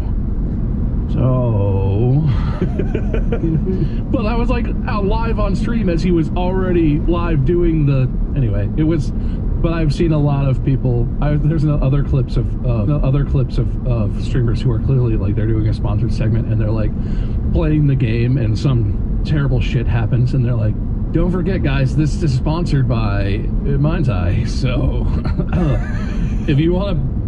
Play this. It has mostly negative reviews right now, and it's a $60 game. There's just a lot of funny clips about it, but the thing about it is, I bet it's a fine game because it's like it's trying to be kind of like GTA or Cyberpunk. You know, it's like an open city kind of game. But there's been others besides those games that have been around. I think it's really the performance issues that I saw most of the reviews about, and I'm so curious how these business decisions come down.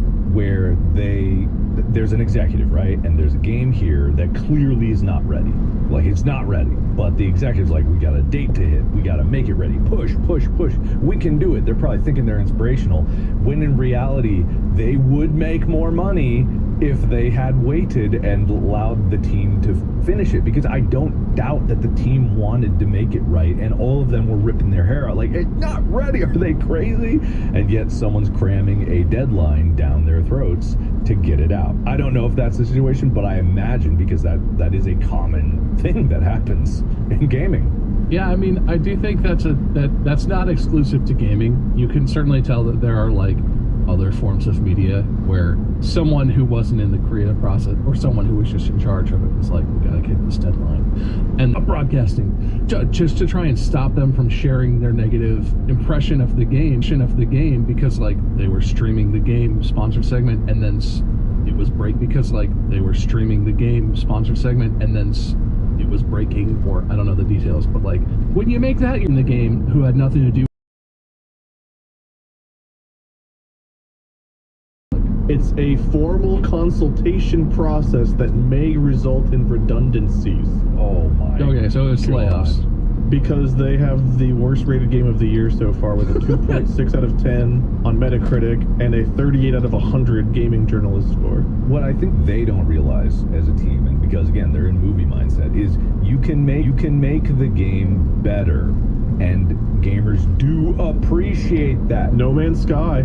Cyberpunk, when it released, was a goddamn mess. It's now one of the most successful games, incredibly well rated because they kept working on it. They just kept. You can make it better after that. People don't really want that to be the strategy, but here's a review. Here's a review that someone wrote. This game reeks of mismanagement. This is someone that has 12 hours into this game. Not a lack of talent by the development team. I ignored all the initial reviews and actually enjoyed myself a fair bit, but I wouldn't recommend the game to anyone. I'd recommend they watch some gameplay and make up their own mind. It runs great on my 5090 and Intel i